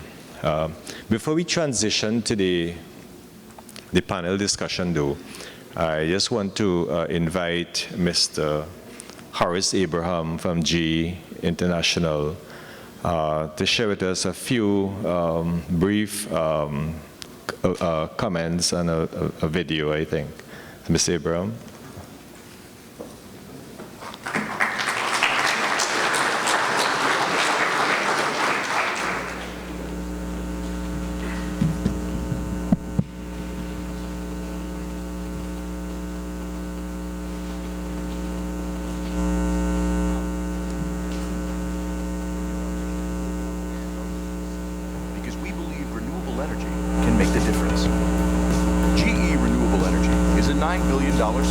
Seem to get in any song, right? There's a quiet wind turbine. Change is now.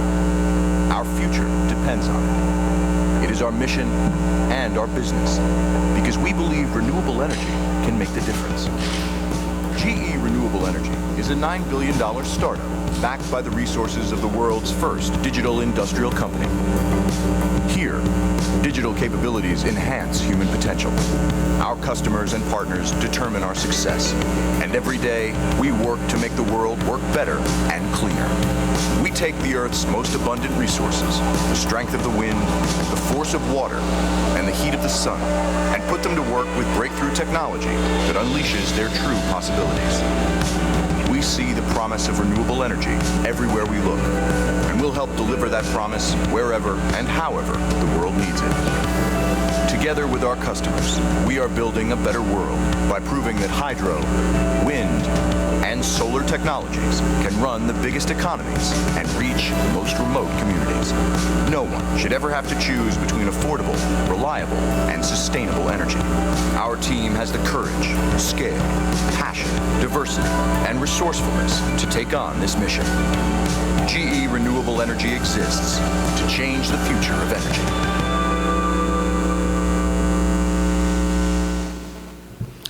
Good morning, everyone. Ambassador to Chile, President of the Energy Chamber, all distinguished professors and fellow members of UTT, ladies and gentlemen. I will try to be very brief, which will be very difficult because GE is one of the largest companies in the world. And I listened to a lot of the speakers that passed this morning. I was very inspired. So in my presentation, I'll be skipping a lot of stuff, and I can answer questions after when it's appropriate. But my whole objective here this morning is to really touch a little bit of wind. GE as a company, we do all the renewable technologies, and we have a lot of R&D technologies to be unleashed.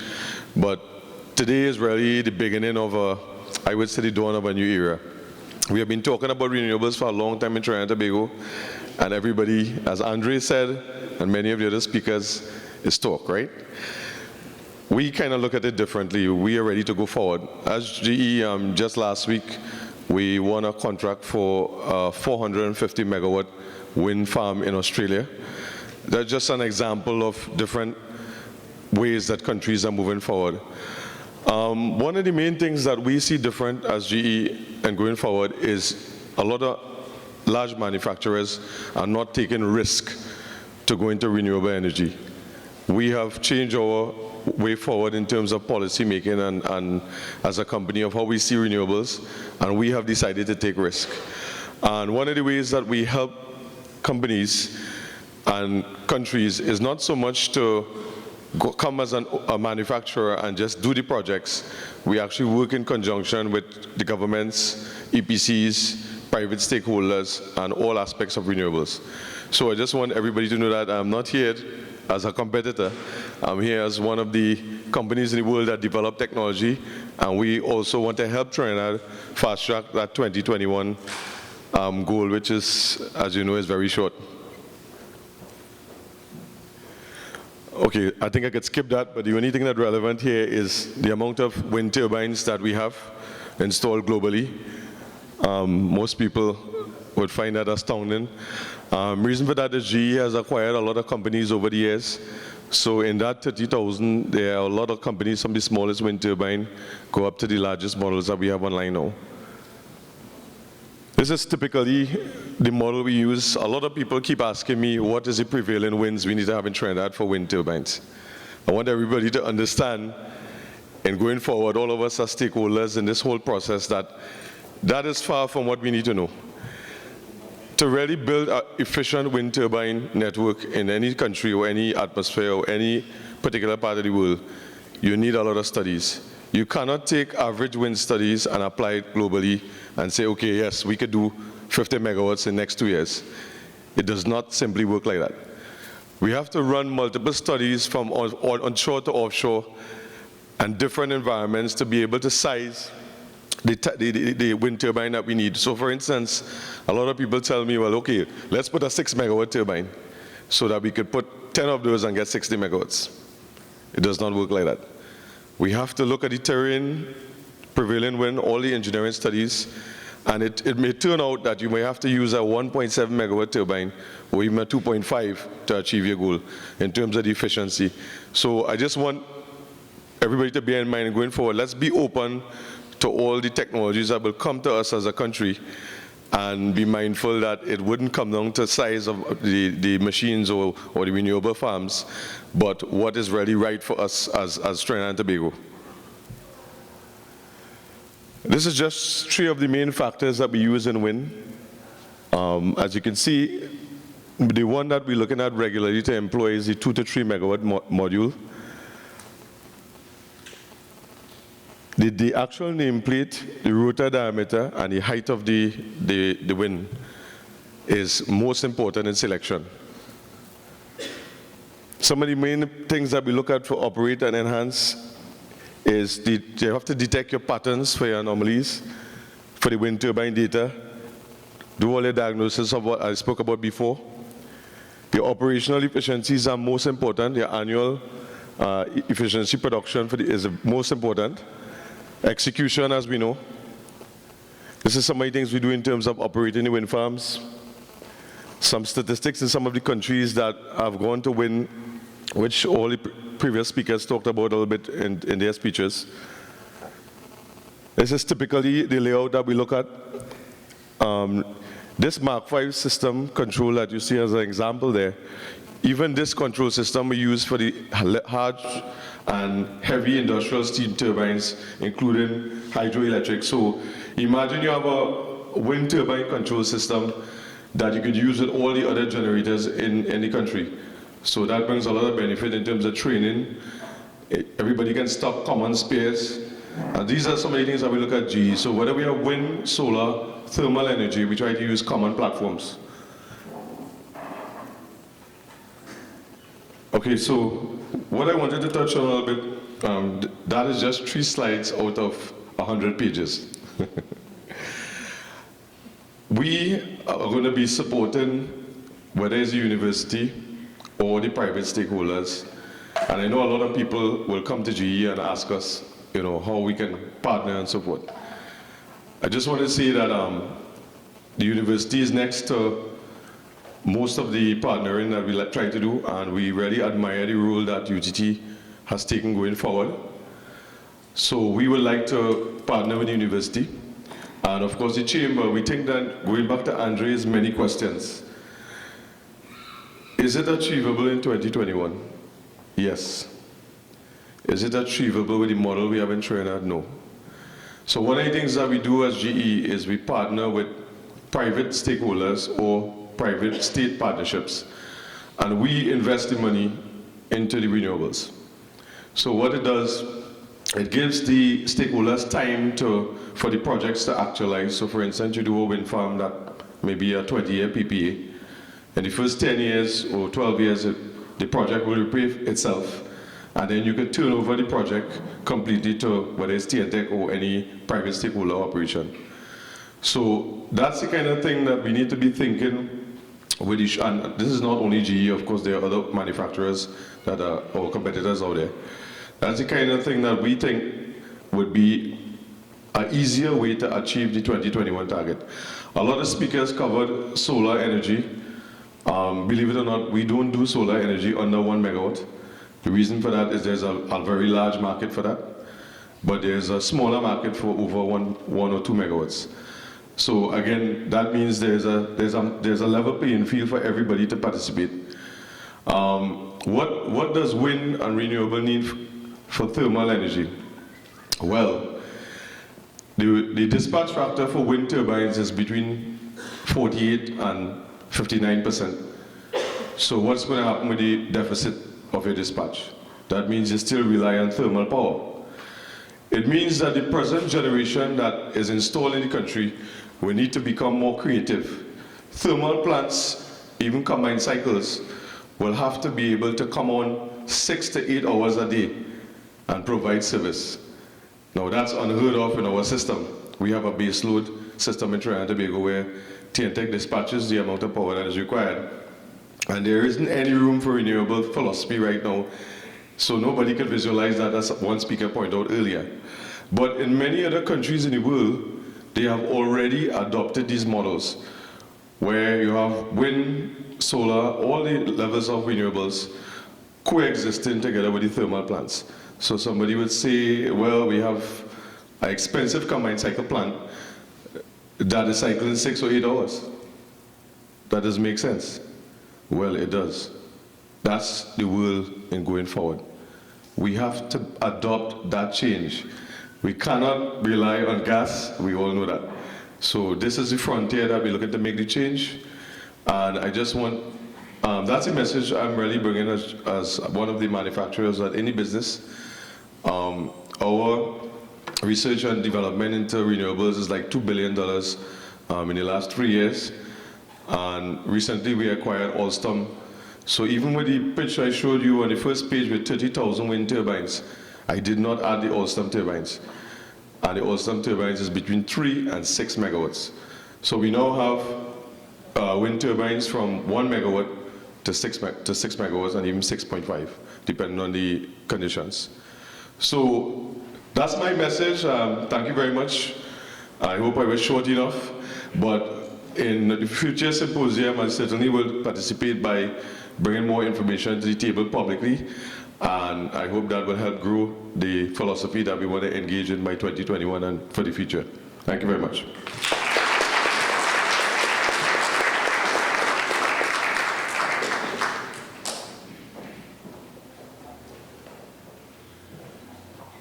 Thank you very much, Mr. Abraham, for sharing those perspectives, especially the dimension on wind turbines. We're at the juncture where we are transitioning to the our panel discussion, and I would like to invite, well, of course, Ms. Dax Driver, President and CEO of the Energy Chamber, who is co-hosting and collaborating with UTT in this seminar. And also, at the same time, I'd like to invite back Mr. Bormans to our head table, Mr. Dieter Trischler, also of Mecca Group, to the table. And we are fortunate this morning to have with joining us Mr. Courtney Mark, Assistant General Manager of TNTech. As you know, I think the last speaker alluded to it, the existing system, TNTech is the gateway to any transition into renewable energies, as they sit at the gateway of the current complete generating system. The relationships with the independent power producers, the relationships with the downstream consumers. So they are pivotal in any progress we have into renewable energies. And the existing regulations, issues about the feed-in tariff, changes in policy, all must consider the position of TNTech in that framework. So we are really delighted to have Mr. Mark with us, who on several occasions is a very active, I would say a most active advocate of renewable energy. So it's with pleasure I invite first Dr. Driver to the table, because I would like him to bring some perspectives, his chamber's perspective on this whole question of the introduction of renewable energy into our energy mix, and of course to moderate the panel discussion. Dr. Driver.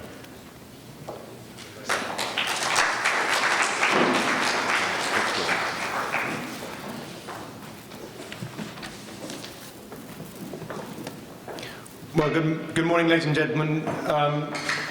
I'll just say a couple of words as we're getting the panel set up on behalf of the Chamber. So, I mean, we were very excited when we saw the 10% target being set by the government last year, but the reality is that not very much has happened since that target was set. And I think now it's incumbent on us to try to push that forward. These forums, I think, are very important, having a wide range of different people here from different disciplines to have that conversation. I think it's also important for us to learn from the rest of the Caribbean, but we need to appreciate that we are a unique case within the Caribbean. And we can't just sort of cut and paste projects from the rest of the region and apply them here. So we need to learn and apply them to our context. So we've heard that the target is 10% by 2021, which is about 150 megawatts, which is not a hugely ambitious target compared to some of our other CARICOM neighbours who have much higher targets than that, including Aruba, which has a 100% target by 2020. I think basic people's sentiments are that this target is achievable, but we do have to have the right policy environment, and key to that is the economics, and it's around the tariffs and the structure of the tariffs and how we're going to make the economics of that work.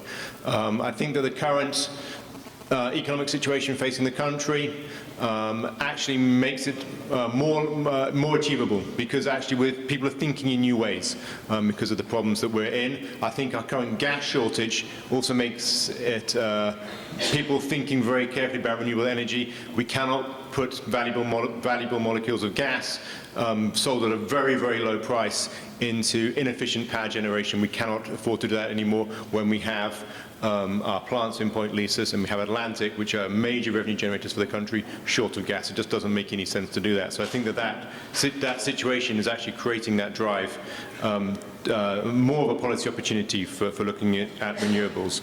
But we have to do that in the context of 6 cents kilowatt hour. And does that need to change? And I think that's a big part of the conversation. Do we have to change that structure of very, very cheap electricity? We've had the conversation about transport fuels. I think that conversation in a way has been won. People understand that we have to phase out the subsidy on transport fuels. We're only now starting to have it about electricity generation, but we need to do that very, very urgently. There are policy issues which we have to address, particularly around T and tech and the feed-in tariffs and power purchase agreements, and those I think are key issues which we need to discuss now. There's issues around certification. The ESCO certification issue. It really is unacceptable that the government provides a tax credit which relies upon certifying energy service companies, and 6 years later we haven't certified a single energy service company. We just can't go on making policy like that. It just makes absolutely no sense, and we just need to recognize that and say we must not do that sort of thing ever again. If we're going to actually set a policy, we've actually got to implement the policy, not just set it and somehow feel that making a statement in Parliament is what is all we need to do. I think there's also the issues around capacity building. I think that's a huge issue. I think that the University of Trinidad and Tobago and the University of West Indies have a big role to play. But also mention, I'm seeing here a team from NESC, so I think it's also about certifying technicians and people who are actually going to do work as well as the engineers as well. So I think it's important we have both of those elements. One last point I think to think about is we need to put this renewable energy target in the context of the CO2 reduction target, which is a target which we've set ourselves a little bit further out than that, but that I think that we need to look at it within that context, and we also need to look at the renewable energy and the energy efficiency drives within the context of also the potential for trading carbon credits, because that can be a good potential source of additional financing for any project. So if we can get this carbon market idea traction around that at a Caribbean-wide basis, I think that also is a big potential. So we need to use those opportunities which exist, which I'm very proud to say that the Energy Chamber's Energy Efficiency and Alternative Energy Committee has been really at the forefront of driving that, has done a huge amount of work in that area. I know it's not our focus today, but I think it's important we just sort of keep that before us as well. So if we can get some sort of way of receiving carbon credits for reducing greenhouse gas emissions, I think that could be a big help to drive policy. So with those just opening comments, I will come and join the panel. I think what's important is really to get questions from the audience and people's views and opinions. I think we're very short on time, so what I'd urge people is don't make speeches from the floor. Let's take advantage of the fact we have a lot of expertise on the panel here to ask genuine questions. And there'll be future times for speeches from the floor. So please keep it very short and ask genuine questions or make a genuine point which you think that there needs to be a response to. Let me start by asking DT. We haven't heard from you yet from the podium, so perhaps you could start, as I'm coming to take a seat, by saying, what's the first things you think that we need to be doing in Trinidad? Given the context we're in, we're talking about a roadmap. What's the first little mile marker or kilometre marker along that roadmap that we need to be setting? So.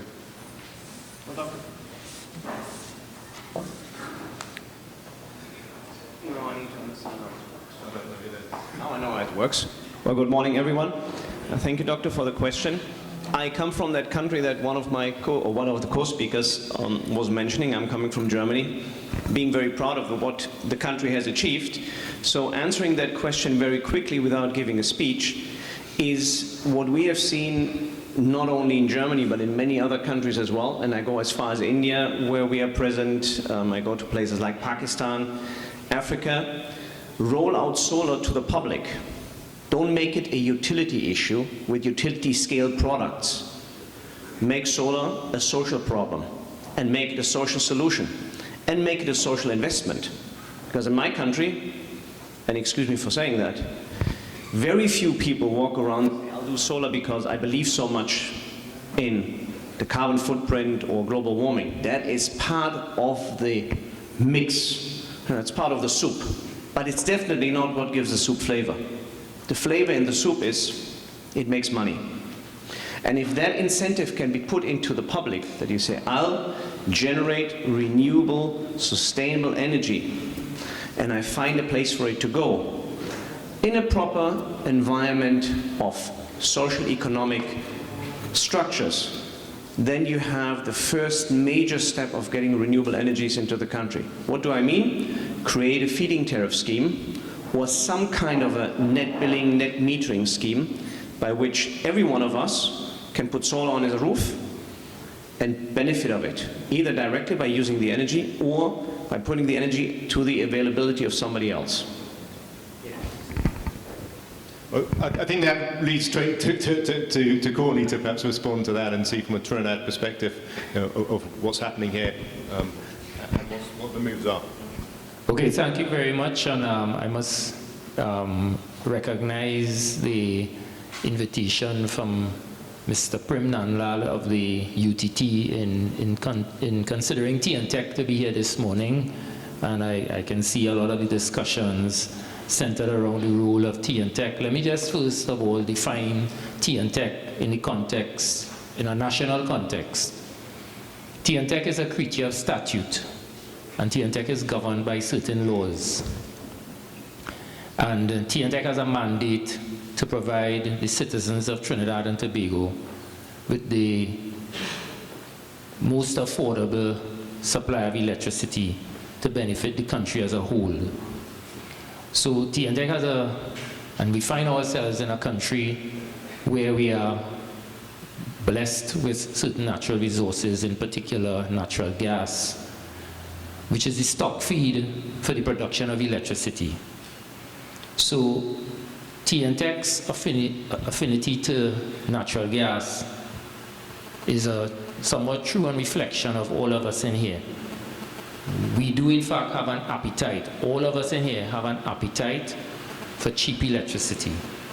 And TNTech, as a creature of statute, has to find resources to provide the entire country with a cheap, safe, affordable supply of electricity.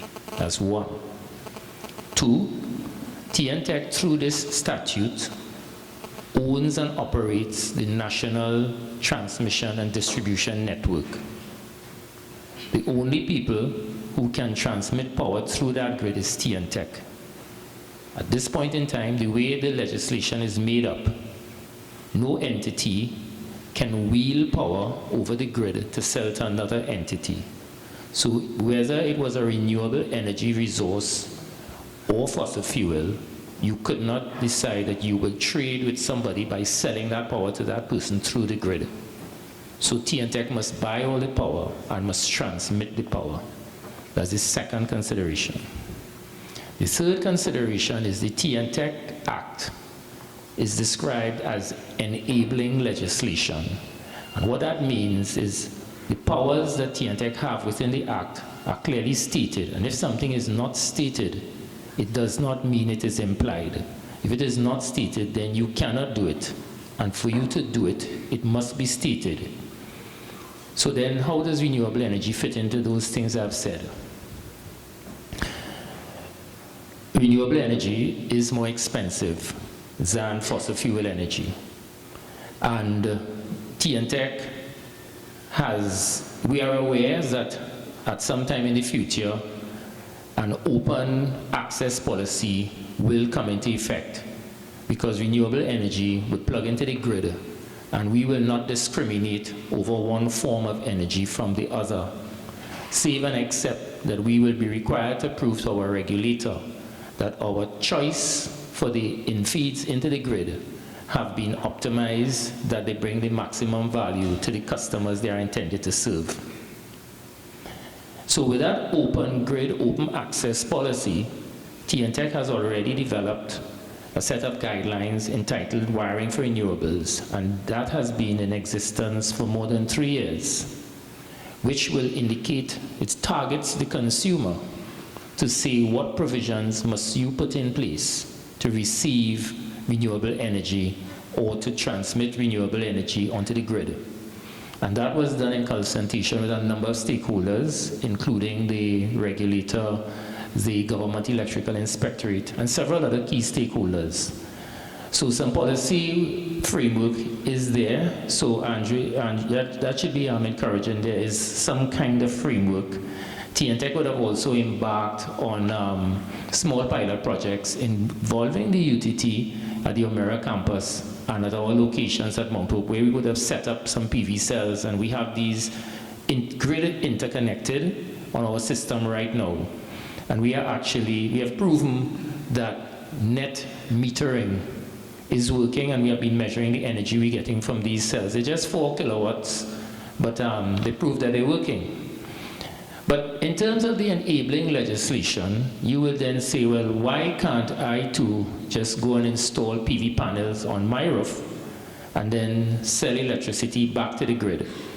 Quite apart from the economics, which you would realize are not attractive right now, because you'll be looking at a payback period in the order of 20 or so years, which will probably equate to or exceed the useful life of the photocells themselves. So you would probably opt to invest your money in real estate. If you took your money and buy a piece of land, you could flip it over in a couple of years and do better than that. So in terms of an investment, you are hardly likely in the present equation to invest in panels on your roof. But even if you were so conscious and you thought you would contribute to the environment and save CO2 and things of that sort, the legislation does not recognize your installation as a generator. So when the legislation was written many years ago, no one conceived at that time that from an installation you can be receiving electricity and putting electricity back on the grid. There was an entity called a generator that generates and supplies electricity onto the grid. And there's another entity called an installation, which is your home or your business that receives electricity. If that installation is to put electricity back on the grid, then you're required to be an approved generator. Simple? So TNTech even attempted to say, well, we have no objection to that, but the legislation is enabling legislation. So if it is not written that way to enable that to take place, then the legislation must be amended to say that an installation by definition now can both receive and produce and put electricity onto the grid. So that means right now net metering legally cannot be done. We can do net billing, which is sometimes referred to as buy all, sell all. All the power that is produced goes to TNTech directly, and TNTech puts it onto the grid. But to do that, there has to be a feed-in tariff. And the feed-in tariff is what brings the economic reality of that whole decision. Now, a couple of things I want to say about feed-in tariffs. One is the renewable energy that is produced broadly falls into two categories. They are dispatchable and non-dispatchable.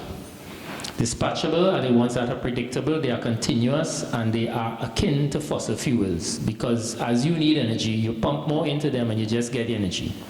So places like Canada and so will have hydro energy, that's dispatchable, that's out of the question for Trinidad. We have no hydro. The only dispatchable source that I have identified, as far as I know, is waste. We have enormous amounts of waste, estimated to produce probably upwards of 50 to 60 megawatts of power. That is a dispatchable form. And in terms of a roadmap, we would have contemplated starting off with some small, maybe in the megawatt range, but you can then ramp up over time. The technologies there fall into three categories. The oldest and proven technology is incineration, which is basically burn the waste. Then there is biogas, which can be a decomposition process. Our landfill sites were not constructed and lined to produce that in that fashion, but that is basically an oxidation process. And then there is pyrolysis, which basically reduces the waste in the absence of oxygen by taking up the waste to extremely high temperatures. And that technology is not commercially available on a very large scale. It is still very expensive. And I mean, I could talk at length about those technologies. So TNTech is very well aware of what is in the market. We keep looking at the horizon. What are the prices? What are the likely feed-in tariffs? And we too have to contemplate, well, if that were to be produced and brought on the grid under an open access system, how does it pass through to the customer? And it probably would be some kind of levy appearing as a line item on the bill. And if you go back to my opening remarks, we all have an appetite for cheap electricity. There are no pricing signals to tell us otherwise. But what will probably happen in reality, I suspect, to answer the question, we will introduce renewable energy. I don't anticipate it will be as much as 10% by 2021. Our prediction from what I'm seeing, 10% looks like 2025, but we'll creep in. And I suspect the people who have to make decisions on how the feed-in tariff is going to be spread over the consumers, you will see it injected in your bill, and you'll probably see one day renewable energy levy $1, and you will actually see something, because people want to see these turbines spinning, because they want to know, why are they not seeing these things? They see, when they look at Tour de France and the cyclists are riding, they're seeing these beautiful scenery, they're seeing the cyclists, and there's a euphoric feeling about renewable energy. But the reality is, even when we put that turbine in and the wind is not blowing, TNTech still must find capacity to meet the peak demand. We still have to make a capital investment to have that capacity available all the time. So all that is doing is offsetting gas. But gas is cheap. We get any gas for almost free. So I am making an investment to offset something that the population is starting to fall in love with. But we must not prevent it, so we must have this open access. So we've put this levy in, and one day you see a line item, $1 renewable energy levy. And then we will put in a bit more, and it will reach $10. And then you are going to start to say, you know, I find this levy starting to hurt me a little bit, you know. And then we will see how it goes from there. That is what will happen. In reality, it is going to be the social acceptability. TNTech is going to facilitate it. TNTech will get the legislation to do it. TNTech will work with our regulator to make sure it's most efficient. But at the end of the day, it is the extent to which your appetite can take it, because pricing signals will determine consumer behavior, and TNTech will do its best to do that as efficiently as possible. I may have said a lot, but I try to put TNTech in context, because TNTech has been mentioned several times during this morning's presentations. So thanks for your attention on that response. Thank you very much. I think DT wanted to comment on the feed-in tariffs. I'm a numbers person, so I appreciate it, and maybe we need to say that we've been in the energy sector, as my colleague said, for 85 years. We've built and operated about 8 gigawatts of anything that is carbon footprinted, all the way down to sewage sludge that we are putting into fluidized bed incinerators. So I look at numbers very carefully. And let me just throw some numbers at you that might open the discussion for this feed-in tariff grounds. I'm not going to call it any other way. Right now, the grid in Trinidad, if I'm not mistaken, is operating about 1,500 megawatt of production capacity pretty much 24/7. Now, let's be very careful and take that number and say, okay, that is a 24-hour operation. That puts on the low side about 30,000 megawatt hours into the grid on a daily basis, pretty much. Now, let's compare that number just quickly to 150 megawatts of solar. 150 megawatts of solar would generate on a daily basis, if not on a day like today, certainly not,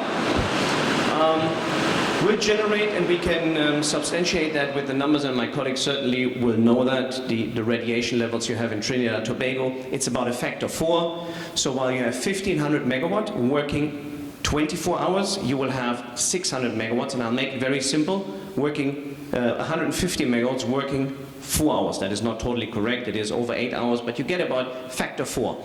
So you're looking at 30,000 to 600. Now let's look at what that does in your pocket. 30,000 at 6 cents per kilowatt hour versus 600, and let's be generous and say 12 cents. Now I'm not going to bore you. At the end of this calculation, your 6 cents, if you put 150 megawatts of solar in place, will go up by 3%, not cent. You will hardly see that, if you see it at all on your bill, because there's so much other stuff on your bill, and I know it because we are in the utility sector, we do bills. 6 cents plus 3%, I can't even do this in my head. So what I'm trying to say is, yes, I understand the argument that renewable energies are going to add to the cost for the consumer. In my country, and Mrs. Tietz is here, she can corroborate that, every kilowatt hour of renewable energy that I generate and put into the grid is levied with nearly 5 euro cents. That is more than you are paying for the electricity you're taking.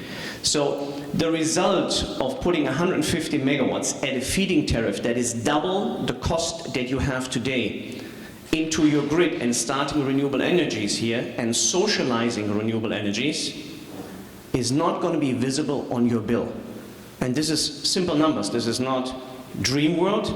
This is a calculation we do in every country that we go. What is the impact on your bill going green? And there's one other argument I would like to make, and that's I appreciate that gas is available. I appreciate that it is cheap. I appreciate as well, and that's why we came from the dark side, and until 2006 we were doing 90% of our business in carbon footprinted. Today we're doing 85% in renewable. Why? Because there's a seismic shift. Renewables is cheaper.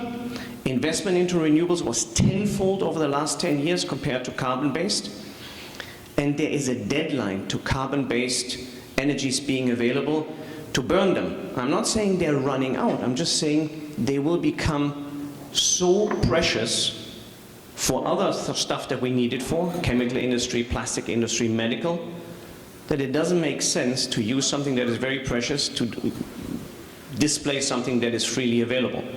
So going back to the numbers, 150 kilowatts of solar or renewable energy in Trinidad is not going to affect your electricity bill, or it's going to be at the cost of a glass of water a month if you buy the bottle of water. So I think that argument needs to be put into perspective of what does it really do to your pocket. Thank you very much. Just one point on gas is cheap, but it's going to be more expensive in the future. The gas is provided to TNTech at the moment through a contract. Essentially, the largest contract is one which comes up for renewable in 2018, and the gas producers are not going to sign a new contract at the same level as before. So gas prices for electricity generation in the country are going to go up. And that's just an issue that the country then has to think how it's going to deal with. But I don't want to make that the conversation. I want to give people a chance on the floor, because I think there's probably a lot of questions, a lot of comments people want to make. I know people have been working on many of these issues, so please can I open up. Is a roving microphone? Yeah, the first question from the back. Good morning. Jesus. You're going to have to lower the volume. Good morning. Ruben Smith, SM Solar. Curious to know the 150 kilowatt hours that you're putting in on the grid, what levelized cost of energy are you basing it on? So who's that a question for?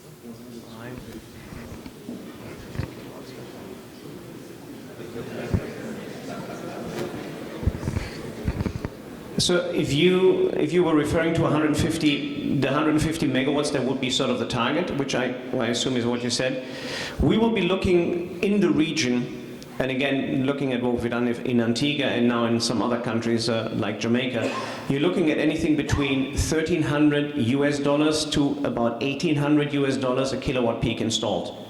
That cost is normally driven by how do you need to transport the equipment and where do you need to install it. And then if you get to the levelized cost, I mentioned 12 cents. That is basically a payback of 8 years and an interest rate somewhere in the range of 6 to 8%.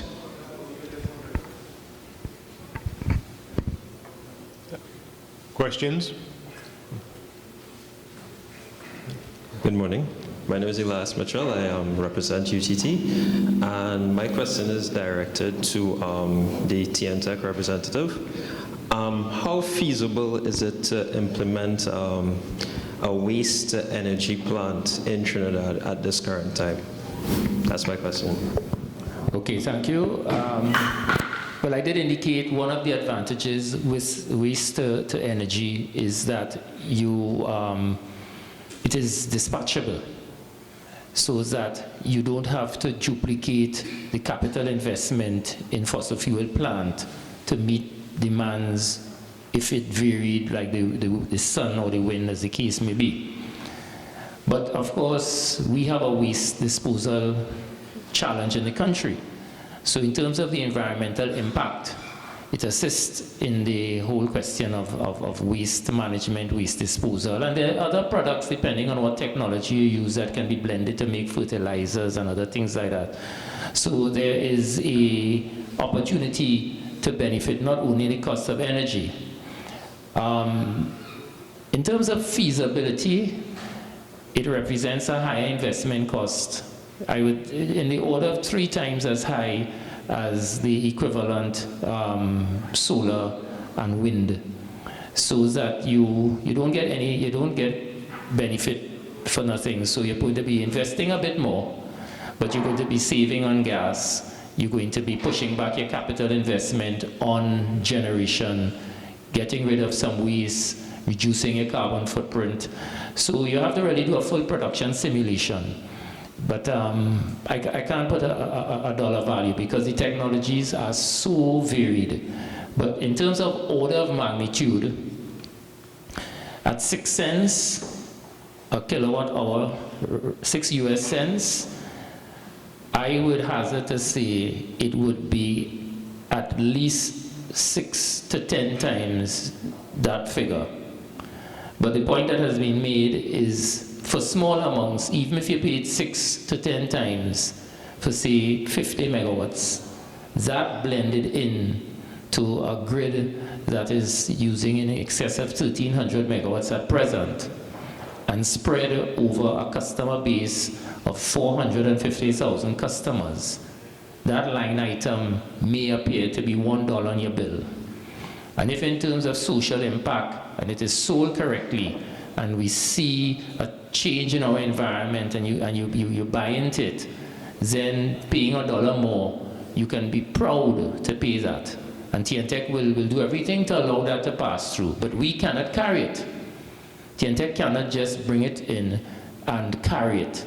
And until we could keep educating people that our patrimony is not just to use the gas and flare it and burn it and waste the heat, but to look at the country as a whole. Because when we save gas at our low prices in TNTech, the country has an opportunity cost to use that gas for value-added production in the production of methanol and other downstream products and liquefied natural gas, which gets a better market price.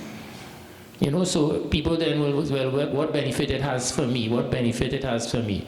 It's not putting any more money in your pocket, but it's giving the country a better chance to convert its resources and translate that into an ambulance and a dialysis machine and things like that, and seeing your environment clean. So we have to keep saying these things. I mean, they're the people who are in positions to better inform the public on these matters, but in a little audience like this, I will see what I can to get the message outside there that that's how it has to be seen. It's not really very expensive. The pass-through cost will be small for small amounts. I trust that answers your question. Okay. Hi, good morning. Vassal Stewart from the Caribbean Agribusiness Association. Much of the discussion has been focused on wind, hydro, geothermal, solar. I didn't hear anything on the issue of bioenergy, and in particular, the potential of cassava as a source of ethanol. Throughout Asia in particular, this is a fast-growing industry. We have the capacity to produce large volumes, particularly if we focus on Guyana as a source of raw material. So I'd want to get the feedback from the panel and perhaps even to engage UTT on this matter, because we believe that there are tremendous opportunities in this area. Thank you.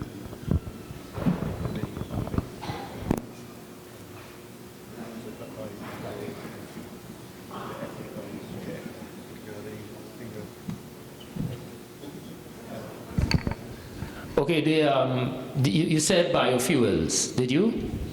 Okay.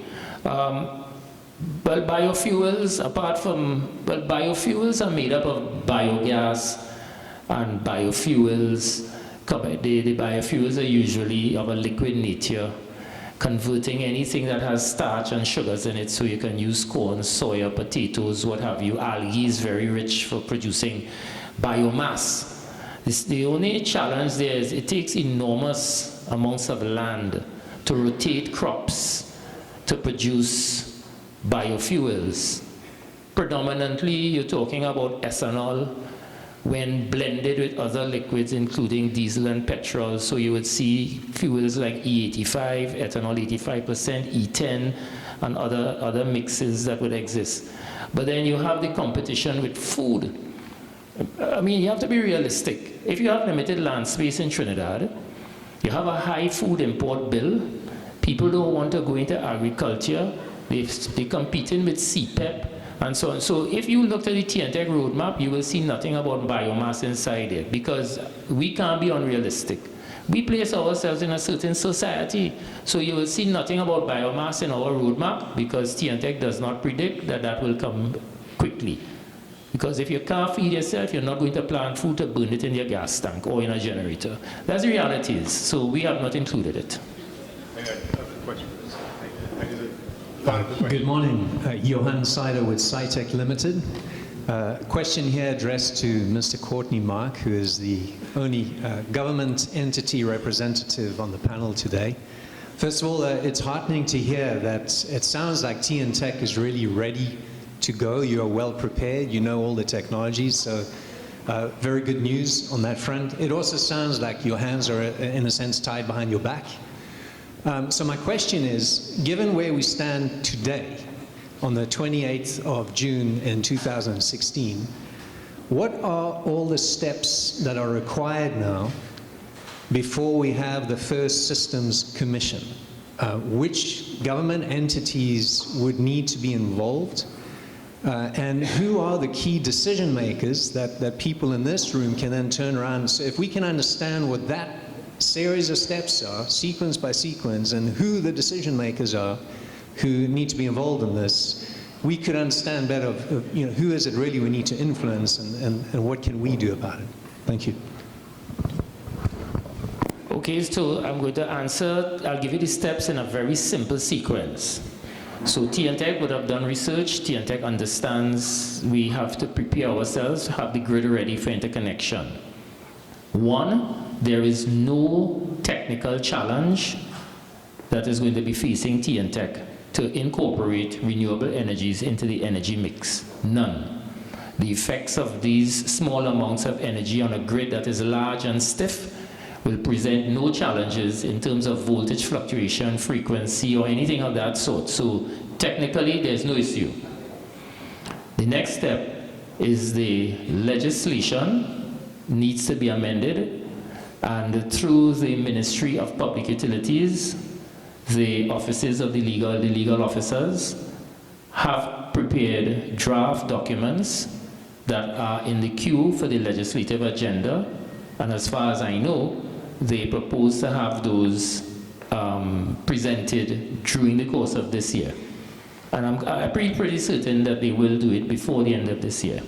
That's one.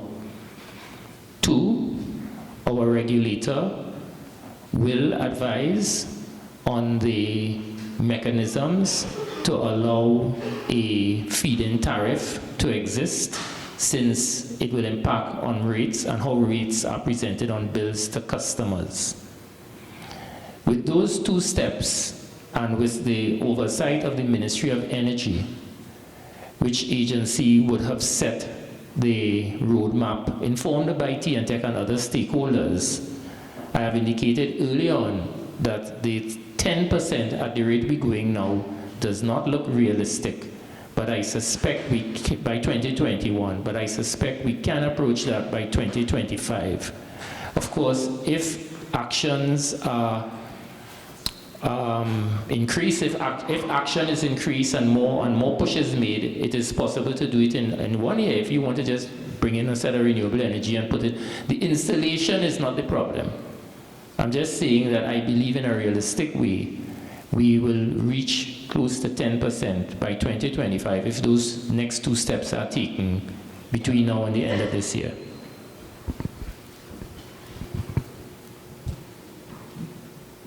Other questions, Rampersad? Rampersad Mutilal, UTT. Just following up on the last question, and this is directed to Mr. Trushler. Given that, and indirectly to a comment from the chair, Dr. Jiver, seeing that the government is the entity that set this target of 2021, are there, from your perspective, any technical obstacles to us achieving that objective in the time frame?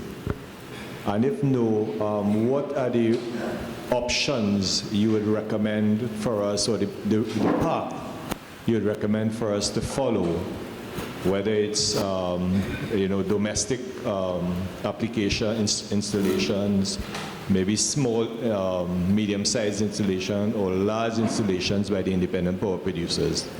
So I'm working on the basis that there must be some interest, seeing that the government set the target, to accelerate the removal of the obstacles, the regulatory and legal obstacles from the system.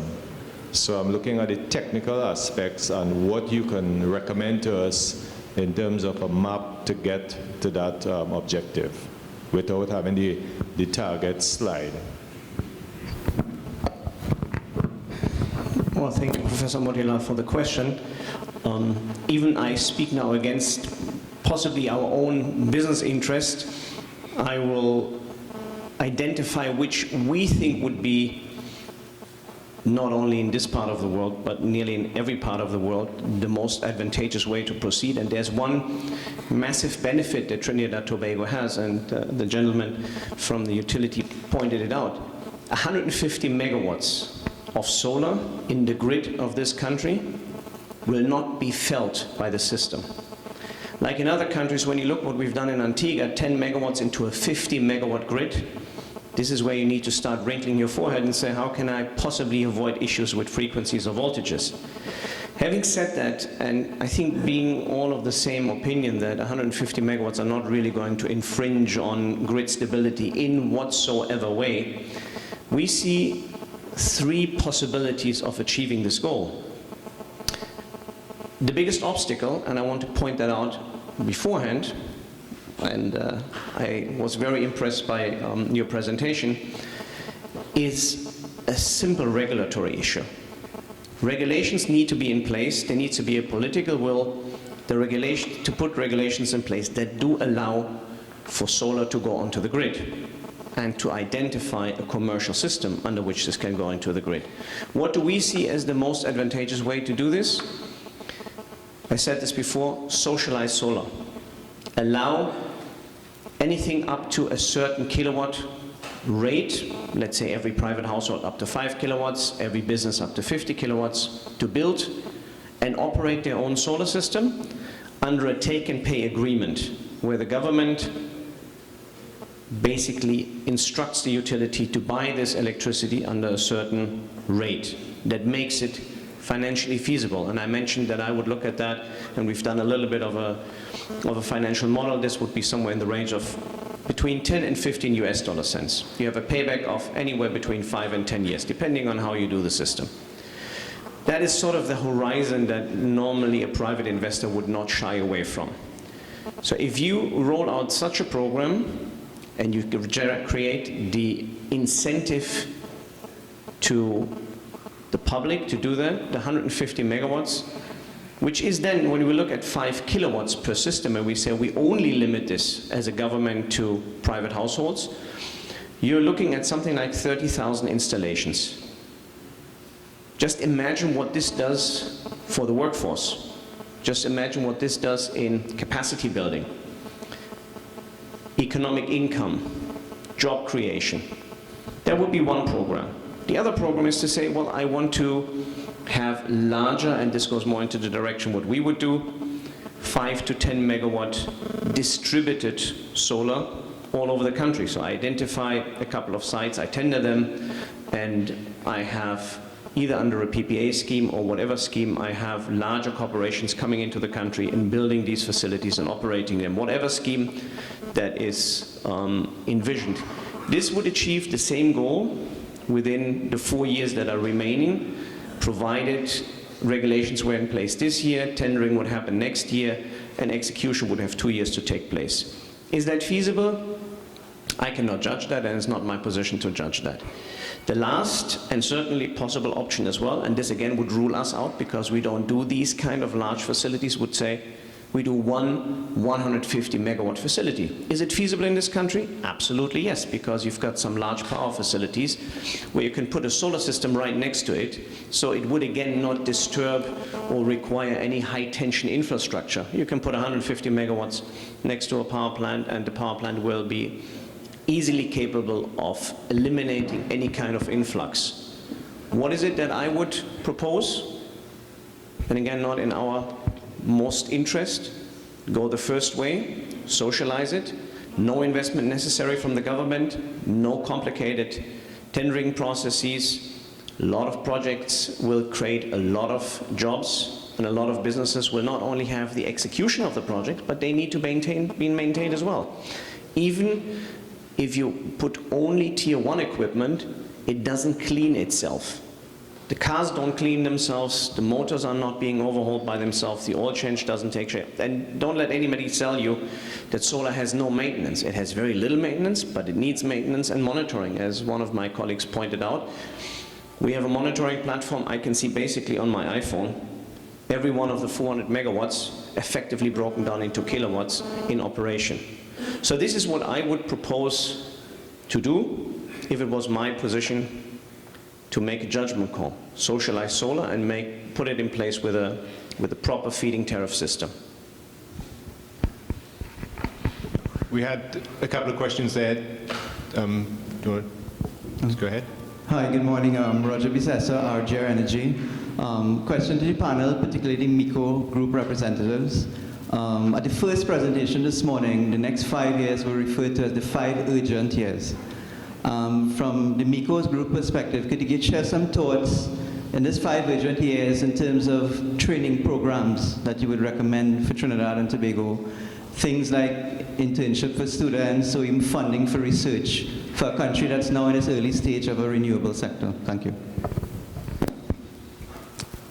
Yes, I referred to that this morning indeed. The only thing I can answer to your question, sir, is that I repeat myself. Where there is a will, there is a way. We are ready. We've been proving it in Antigua and Barbuda, and we are still cooperating with APUA, your colleagues from Antigua and Barbuda. As a matter of fact, Mr. Trucha and myself, we are going tomorrow to Antigua, to St. John's, and we have several meetings putting in place a special training program for people from APUA. Because we are going to extend now the installations, we have started with the configuration that I showed you this morning, which is 2 inverter transformer stations from Helios system from Germany. And we are looking forward to extend the new projects of 4 megawatt ground solar in Antigua with a different type of inverter transformer. I will not say I will not mention the constructor, the manufacturer of that facility at the present time. However, we are already in close contact with the manufacturer to extend a new training program for the people from APUA. So it's a never-ending story. I said it this morning to Mr. Trucha in the car. It's like a database. It evolves, and this is what is so exciting, and this is what is just the reason why we're striving so much and we are working so hard, traveling all over the places, because every gathering and every presentation that we do and every question and answer comes through this. You are now interested, and I can see that there are more questions who are coming up. And we train and we learn by going, because for us, I will not lie to you, this is something new for me. Trinidad, I would really like to go further, but there are a lot of questions that I cannot answer because the initial questions have not been answered yet, unfortunately.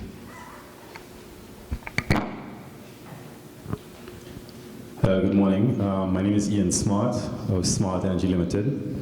Recently, in the last 2 weeks, we brought in the first electric car to Trinidad, which is the Tesla, and soon to be bringing down as well the Nissan Leaf and the Renault Zoe.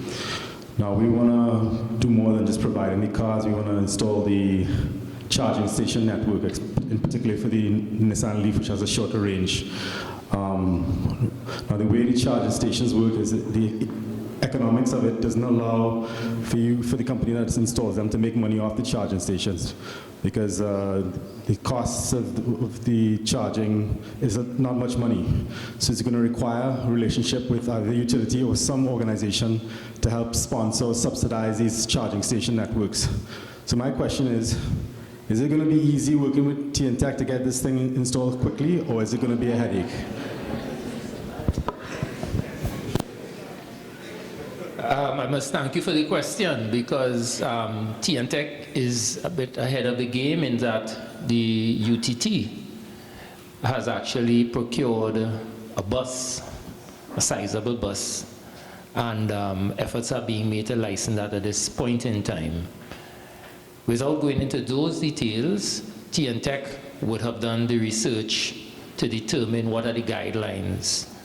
And there was a meeting of some key players, including the Transport Commission, the police, Trinidad and Tobago Police Service, UTT themselves, and other ministry people and TNTech.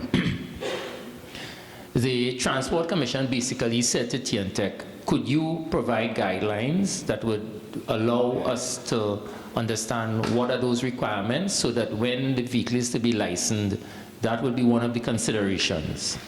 So we would have looked at 3 levels for charging units. Level 1 is a 115 volt charging voltage, level 2 30 volts, both of which are quite suitable for domestic purposes because it will be just like another appliance in your home. Level 3, however, are charging units at 400 volts and above 60 kVA, which is a significant load, which is more like the type that the UTT would have for the bus. So for passenger vehicles, apart from the characteristics of the voltage and current, the electrical inspectorate has its codes for the size of wires, branch circuit breakers, and so to protect any appliance added. TNTEC would be interested that because of the non-linear nature of the charging systems, there's the potential to feed harmonics back onto the system. So we just want to make sure that the data sheets are satisfactory for harmonic distortion. As all charging systems, we will require that if isolated, that source of energy does not backfeed onto the system, so there's some anti-islanding that must take place, but all of that is wrapped into the designs. And that there's some other guidelines, but those are some of the high-level guidelines. What I'm basically saying to you is the guidelines from TNTEC are available. The Transport Commission is prepared to look at those guidelines, but there were considerations by other stakeholders that may feed into it. So I am not as yet aware whether electric vehicles, for example, would need to have some sign on them. As you have the S on large vehicles for secondary roads and certain places they're restricted. I don't know if on the transport side, that is not TNTEC's domain. I even heard in a meeting somebody was saying in terms of the silent nature of electric vehicles, would it pose a challenge for maybe visually impaired people who would otherwise hear the sound of a car coming on them and all things like that may attract other kinds of interest. So I know thinking is taking place, but TNTEC has a guideline and has no objection to electric vehicles. We don't mind selling more electricity, because the metal steel mill shut down recently, and we'll be happy if you put in some charging units, So we're ready with a guideline, and we will not be standing in the way of electric vehicles at all. Good day. Mr. Mark, my question has to do with energy efficiency. So recently I was looking at the data from the Ministry of Energy, and what I saw is that since the ramp up of TGU, we've saved quite a bit of gas in the country. So my question is 2 questions. The first one has to do with industrial energy efficiency, and the second with residential.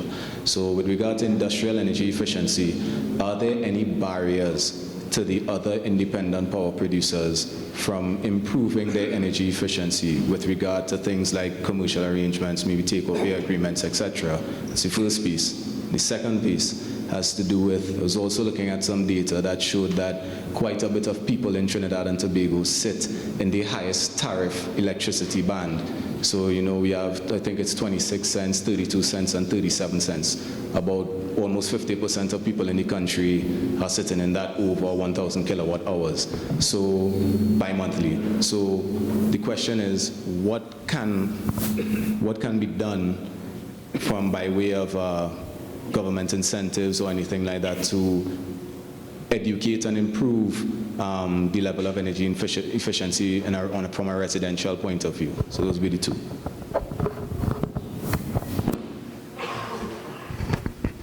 Okay, there would have been about 3 questions in there, but let me just answer the first one you asked about efficiency at the highest level. Prior to the TGU power station being fully commissioned, the thermal efficiency on the system would have been in the order in excess of 30%. Now, if I convert that into the actual energy to produce a unit of electricity, the fuel we use has a certain heating value, and it's expressed as in terms of BTU, British thermal units, per volume of gas. In the electricity industry, when we burn that energy, we express it as a heat rate, and we speak about kilojoules per kilowatt hour. we were getting in the order of 13 to 14,000 kilojoules to produce 1 unit of electricity. We would all know that the Port of Spain power station has been decommissioned. It was one of the least efficient plants and is now replaced with the combined cycle plant, which is high efficient plant. The combined cycle plant in TGU would produce 1 unit of energy, 1 kilowatt hour, by using approximately 9,000 kilojoules. That amount of energy, when blended with the rest of the system, gives a system heat rate now in the order of 11 to 12,000 kilojoules per kilowatt hour. So we move from 14 to about 11 to 12. So that represents efficiency. The lower the number of kilojoules per kilowatt hour, the more efficient you are thermally, and that is what saves the gas. The other question you asked is what could be done to make at the domestic level greater efficiency in the country. TNTech has a daily load profile which sees a peak during the day, but the highest peak occurs in the night for 2 reasons. One is the domestic consumers are all home preparing dinner, looking at the news, getting ready for tomorrow, cooking, what have you, right? In addition to that, you have a certain base load from the industrial plants, and we have a pretty large street lighting load on our system. Remember the picture there, somebody showed the whole city light up in the night. So we have that appetite. I mean, at one stage, we said we would like to see a street light on every pole. And within about a 5-year period, we moved from 60,000 streetlights to over 200,000 streetlights, and every playground is lit in this country, and the lights are burning in the night. That is not something to be proud of, but that's the truth. So we're burning a lot of gas in the night. So it means that the peak demand is high in the night. For efficiency, what you want to do is flatten the load curve, so you have a greater utilization factor. Once you have your load curve sort of peaking like that, you must have capacity to meet peak demand. If that same energy is flattened out, you get a higher utilization factor and you don't need as much generating capacity. But you know what? The only thing to change that load curve are pricing signals. And we have the infrastructure to do time of use pricing that can tell you exactly how many units you used between 7 o'clock in the night until 9 o'clock. And if there's a premium rate for that, you pay that rate. You will then start to cook after 10, you will wash your clothes in the morning, and people's behavior will change. Now, when I put it in this way, I'm putting it to you in a real way, I'm putting it in a simple, practical way. The link between what I've just said and the realization is called political will. And to say political will and achieve it is not an easy task. You have to strategize on how you feed these things slowly in, slowly in, slowly in, and then ramp up. Okay? So TNTech gives the government certain advice. The regulator is there on how you can not hurt people but attempt to change behavior. So those things have attracted our attention, and we have some ideas on it. Yeah. Sorry, I'm aware we're running out of time, so are we taking 2 more questions, or 3 more questions, and then perhaps a sum up? 2 more, okay. Okay, this question for Mr. Ma. We saw in my presentation that Barbados dropped 20%, 20 megawatts demand. 10 was renewable and 10 they put for energy efficiency. Let's say we want a plan B. We have elections in 4.5 years, 5 years time, and the government wanted an escape route. You mentioned that the 2021, 10% renewables, 150 megawatts, your thinking is 2024, 2025.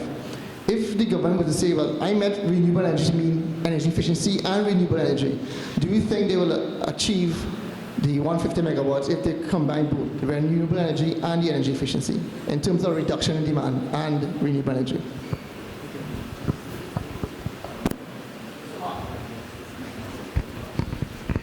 Yes, the simple answer I think is yes. Well, we in fact lost 150 megawatts, when the ArcelorMittal closed.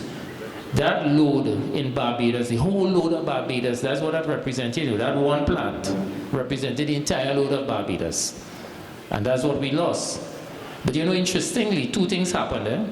While that amount of energy was not supplied, and it is probably no secret that ArcelorMittal got electricity at the lowest rate on the system.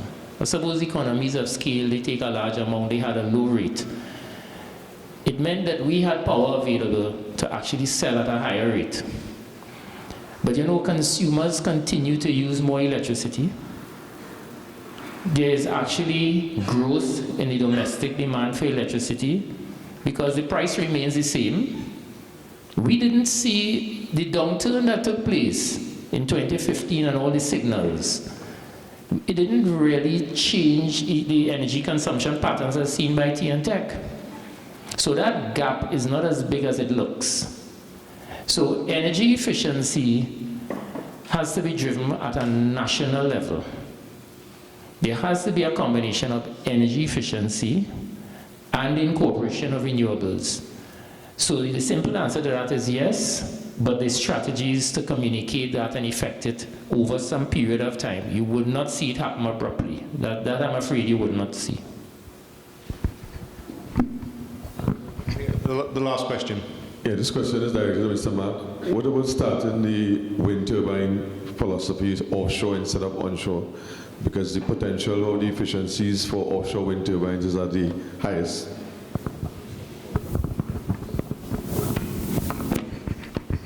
Well, I suppose you have to creep before you could walk.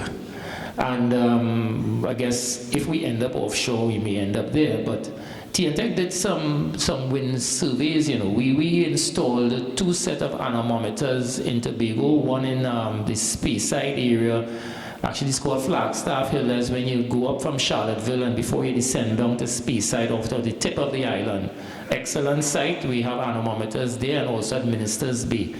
The readings are not all that encouraging. We're getting average wind speeds of about 5.5 meters per second, which will suggest smaller size wind turbines in the order of maybe 250, 500 kilowatt size for commercial production. And we would be seeking to attract partners to get involved in that area of production.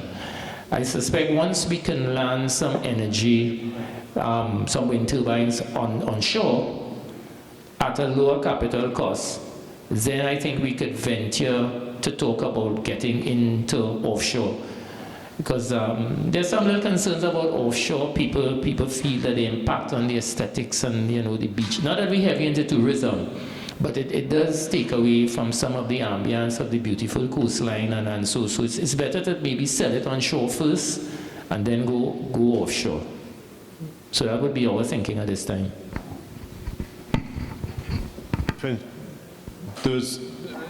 Just to wrap up, I just ask perhaps the panelists if they have any last comment that they would want to make. No, Eric, any last? No.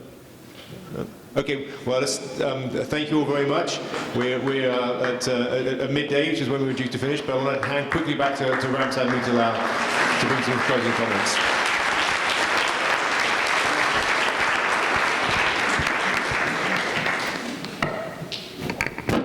Can we give another well-deserved round of applause for our panelists? And also to all our previous presenters. This morning we were very fortunate to have, as you see, some refreshments at the back of the room that was available since early in the morning. And it's really, it came courtesy Massey Energy. Sorry, I'm kind of dinosaurish in that regard. So UTT continued to collaborate with the industry, and you know, this was a very refreshing change. And I really wanted to ask Mr. Jeffrey Chen if he wants to make a few remarks, since he is collaborating with us not only on the breakfast but on several technical issues related to our renewable energy assets.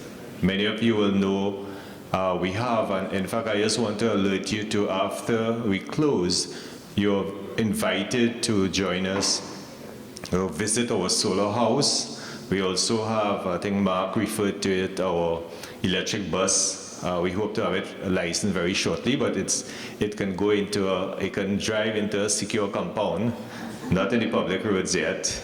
And you will see also our wind turbines. So we have some assets that you may want to visit with, but in the meantime, I'll ask Jeffrey to make a few remarks on our collaboration. Thank you.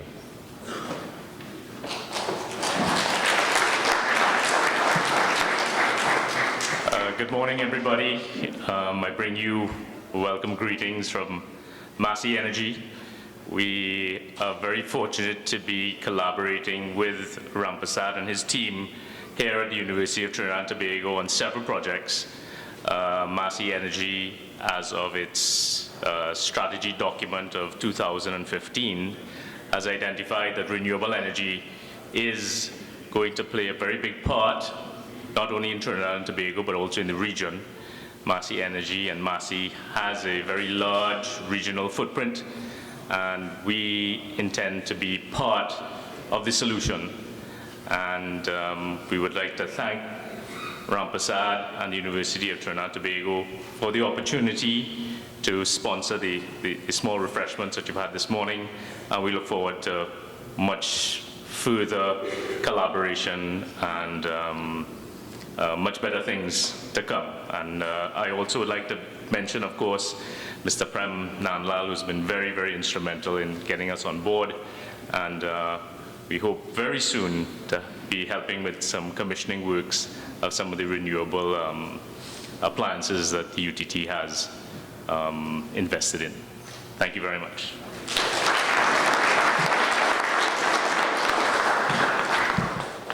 I also want to recognize, this morning we had a wide cross-section of participation, and I say I want to thank each of you for coming to UTT to this forum. I just want to mention a few of the names just to let you know that there's a lot of interest in the whole field of renewable energy. We had members from Trinidad Cement Limited, the Association of Professional Engineers of Trinidad and Tobago, Honeywell, of course Massey Energy, Ministry of Public Utilities, Petrotrin, NEC, NESC, National Training Agency, MIC, the Regulated Industries Commission, the Government Electrical Inspectorate, Stoke Technical Services, Kariri, TOSL, Ministry of Energy and Energy Industries, TNTech, EMA, Trinity Power, UNDP. If I missed out any of you, I apologize. But what it really says, you're all stakeholders with the university and with the Energy Chamber in moving this agenda forward. As we said, we are seeking to host other seminars and symposia on this area and trying to focus on different aspects. So we really appreciate your input and participation, and we really want to thank you. I want to, also recognize the significant inputs of the Energy Chamber. I say we are equal partners in hosting this together, and many of you would have received an invitation, in fact, through the Energy Chamber. So it's a very collaborative approach, and I want to thank Dr. Driver and his team especially. This function itself could not have happened without several inputs. But I want to recognize just a few individuals who went above and beyond the call. On the UTT side, I think Jeffrey just mentioned Prem Nanlal, Dr. Curtis Boodoo, Bruce Sami. On the chamber side, we were working continuously with Mr. Hussein, and he was a key driver to make this thing happen. So once again, I want to thank each of you for attending, and I want to thank our panelists, our visitors, our expert visitors and practitioners, Mr. Berryman and Trushler. As I said earlier, I'm always impressed at the contribution of Mr. Courtney Mark, He has that balanced view, and he's sitting in such a pivotal position. You know, he adds considerable balance and perspective on some of the things we are trying to achieve. Sometimes we get a bit too over-anxious, and he puts us back in the middle ground. So thank you very much, Courtney. So I hope I'm not missing out anybody. We would like to ask you, if you had not signed the register outside or left your card, you know, it might be useful if you have a card to leave it with our people, so that the next event we will gladly contact you very early and let you know what's happening. I don't know if I would invite Dax to make a few closing remarks as our co-sponsor. So thanks again.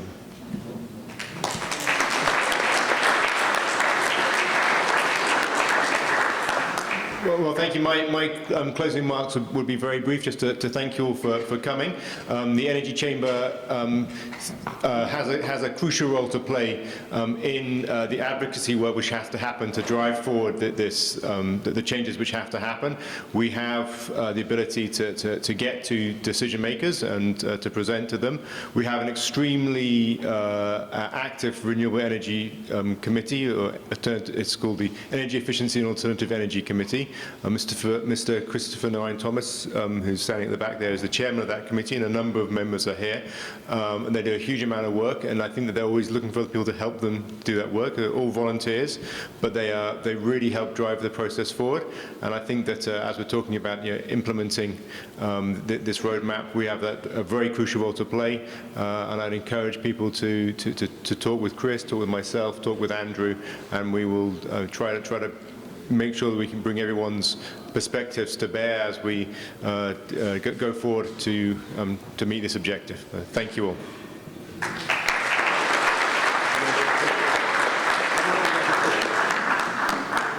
I think just I'm going to ask one time, because I think the tour, how is that going to be organised? I'm not quite sure. Prem, you want to?